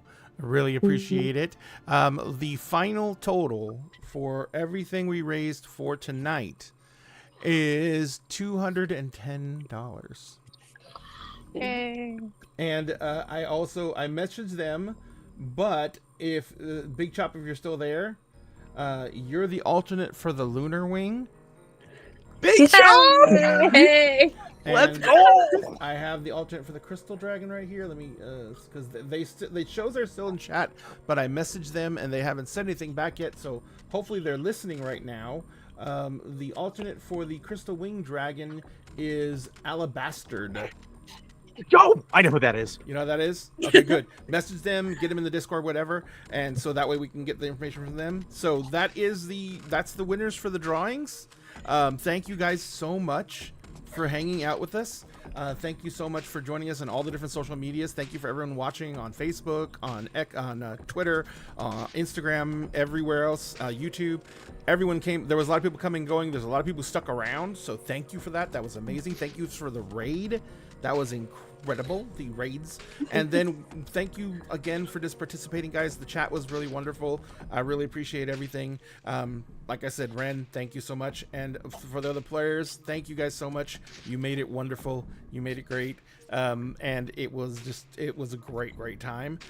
What we're going to do now is I'm going to let each one of these amazing folks tell you either where you can find them or to say some parting words for the night to say goodbye. And we will go ahead, and after that, on all of the other social medias, we're going to say goodnight to you and let you guys have a wonderful evening. On TikTok, on Twitch, we're going to be raiding out to try and find someone else. So let's go ahead and start with the master of ceremonies for this evening, Ren. Ren, where can people find you on the mighty interwebs? First of all, I want to thank you all for being here. Guest DMing here at Dinner and a Game is kind of the dream shit for me. And you all being here and sharing this experience just fills me with so much joy. And I want to thank, Ray and all the folks at Dinner and a Game for having me back. And I want to thank Mars, Dice, Kellen, and Brittany, all of you for joining me today and being a part of this thing that means so much to me. And especially with Better Business, because this is a setting that I built out of my love for things and my love for community. And sharing that with you folks means a lot to me. You can find me as Wrenound, Wrenound, just about anywhere. I'm on TikTok. I stream on Twitch regularly. I am on Twitter for some fucking reason still. I have Threads as well, and also Instagram, which is not nearly as hellish. So if you like this comment, we're going to be doing more of it. We have another game scheduled here at Dinner and a Game in just a few weeks. Weeks! And you can see more Cyberpunk, in that case, Cyberpunk raccoon nonsense, soon. So throw a follow. If you enjoyed this, there will be more to come. Absolutely. From Ren, we'll just go ahead and head around the circle of joy as we go over to Mars, aka Paladinosaur. Yep, that's me. You can find me on social media at Paladinosaur, often with an underscore at the end. I use the same profile picture for everything, so if it's Paladinosaur with an underscore, or if it's not Paladinosaur with an underscore, and you're like, is that Mars? If it's got the same profile picture, it's me. I've been using the same profile picture since high school, which was 6 years ago at this point. So I should probably change it. But anyway, tangent aside, It's rad, though. It's a really good one. It's a really good one. It's a picture of me in Forever 21 or something trying on a hat, and I didn't buy the hat, and now I'm like, this hat is central to my online identity. And then I drew over parts of it. Anyway, yeah, you can find me on places. I stream sometimes. I write tabletop games sometimes. I am in actual plays sometimes. I do art whenever I have the time. The end. Perfect. And next we have a wrong Brittany. Yes. I'm really only on Instagram these days, wrong_Brittany. I'm technically, I guess, over on Threads, but I haven't used it in weeks. My Tumblr is in my Linktree, but I take no responsibility for anything that happens over there. So. Excellent. Thank you very much. And of course, next we have, we'll go to Dice Goblin Black Cat. Yeah, sure. So I'm Dice Goblin Black Cat on basically every platform except for Elon's Hellscape. But my Linktree is in the chat. I am the owner and designer at fateandfortunedice.com, you are in a lucky point where everything is currently 30% off because There are we're some gorgeous changing dice on product there. lines. So, but I make dice. I occasionally make content. I am trying to do more with actual plays. I am on our Sunday game of Light and Loss here on the Dinner and a Game. It's on And break for 2 more weeks, though. yes, 2 more weeks we are on break. But then we shall figure out what I was dreaming about. Yes. So. Excellent. Thank you so much. And finally, we have Kel, Celtic Wyvern King. Kel, where can people find you on the mighty interwebs? Yep. So you can find me on Twitch and TikTok under Celtic Wyvern King, as well as on YouTube, because as I said at the beginning, I do stream a bit and I actually run my own Stargate 5e campaign every other Friday. So not this Friday, but next Friday. And if you want to play catch up, the episodes are on YouTube and on my VODs. This Friday, you can actually find me here on the Dinner and a Game for our Walking Dead campaign, Jazz Funeral, where, again, who knows, I may get bit, because as y'all saw tonight, I roll for shit.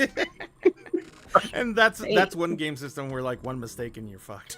You can also find me on Mondays over on the Halfling Wizards channel for either, depending on the Monday, because it goes alternate weeks, Orlea Origins, which is a 5e campaign, or Windrise of Aria, which is using a brand new TTRPG system I've been helping playtest called Surge. I actually did a one-shot this previous Friday on my channel. Granted, it was a bit of a rough start because Foundry and me did not get along. But yeah, still, it's a really fun system, though. So definitely go check out the VODs for Halfling Wizard to see Windrise of Aria, and then this Monday will be the next episode of it. Excellent. Thank you very much. And if you want to find these creators' content, you can find their links in our chat right now, along with the links for all of Dinner and a Games content. Remember, everyone here creates content in some way, shape, or form, or participates in the creation of content of some way, shape, or form. And we would do it no matter what, because it's our hobby, it's what we like doing, it's what we enjoy doing. But when someone takes that few seconds to hit that like or follow button, it is a serotonin boost that we can't even begin to describe. So if you can, do that for these people. They're amazing, they're wonderful. And if you can do it for us, we love it too. Remember, we're going to continue raising money for PCRF until we hit $1,000. Thanks to all you amazing people, we are now much closer to that goal. But we're going to continue raising to hit $1,000. We're going to be doing it every single stream that we run. So on Friday, we're going to have more, and all those things you can do to affect the game are going to be present in every single game for donations. So please, please, please donate what you can. You'll be able to mess with me when I GM next. And plus, if you want to help me, I'll take it, but I'm the GM, I'm kind of God, so try not to use it on me. I can mess them up all on my own. I promise. I'm a big boy. I can take it. Don't save them. Don't save me. Save me with my dice rolls. Save me. Yeah, you guys just need to come and save Kel a lot. And maybe Coco this time, because Coco may have bitten off more than they can chew. But literally, like I said, what we're going to do now is we're going to find someone to raid on Twitch. We're going to tell you, the rest of you, good night and hope you have a great week. Remember, at Dinner and a Game, we always save you a seat at the table, but you have to be healthy and strong enough to be able to attend the table. So do what you can, social distance when you can, wear a mask when you can. Remember, almost all of us went to Gen Con. Almost all of us got COVID. It's forever. Do what you can to keep yourself safe, because the only way you can join us is if you're at 100%. So do what you can to keep yourself safe and be able to come back and join us every week. Hi, Dorktails. Thanks for the raid. Oh, shit. Dorktails raiding is raid. Oh, no. Dorktails, we're about to sign out. Thank you so much for the raid. We really appreciate it. We raised $210 for PCRF. So thank you. The effort is appreciated. We will be on tomorrow night to raise more money. So please join us then, 8 p.m. Central Standard Time. In the meantime, we're going to go raid someone else. I was actually going to raid Dorktails. So now I'm up the creek and I got to find someone else to raid. I have listed a few in our chat. Okay. Same. Okay. I do the same. All right, cool. Excellent. So we're going to go find someone to raid. In the meantime, you guys, like I said, have a great night, and we're going to see you guys next time. And we love you, and we cannot begin to express how much we enjoy this. Good night. Night. Bye. Bye.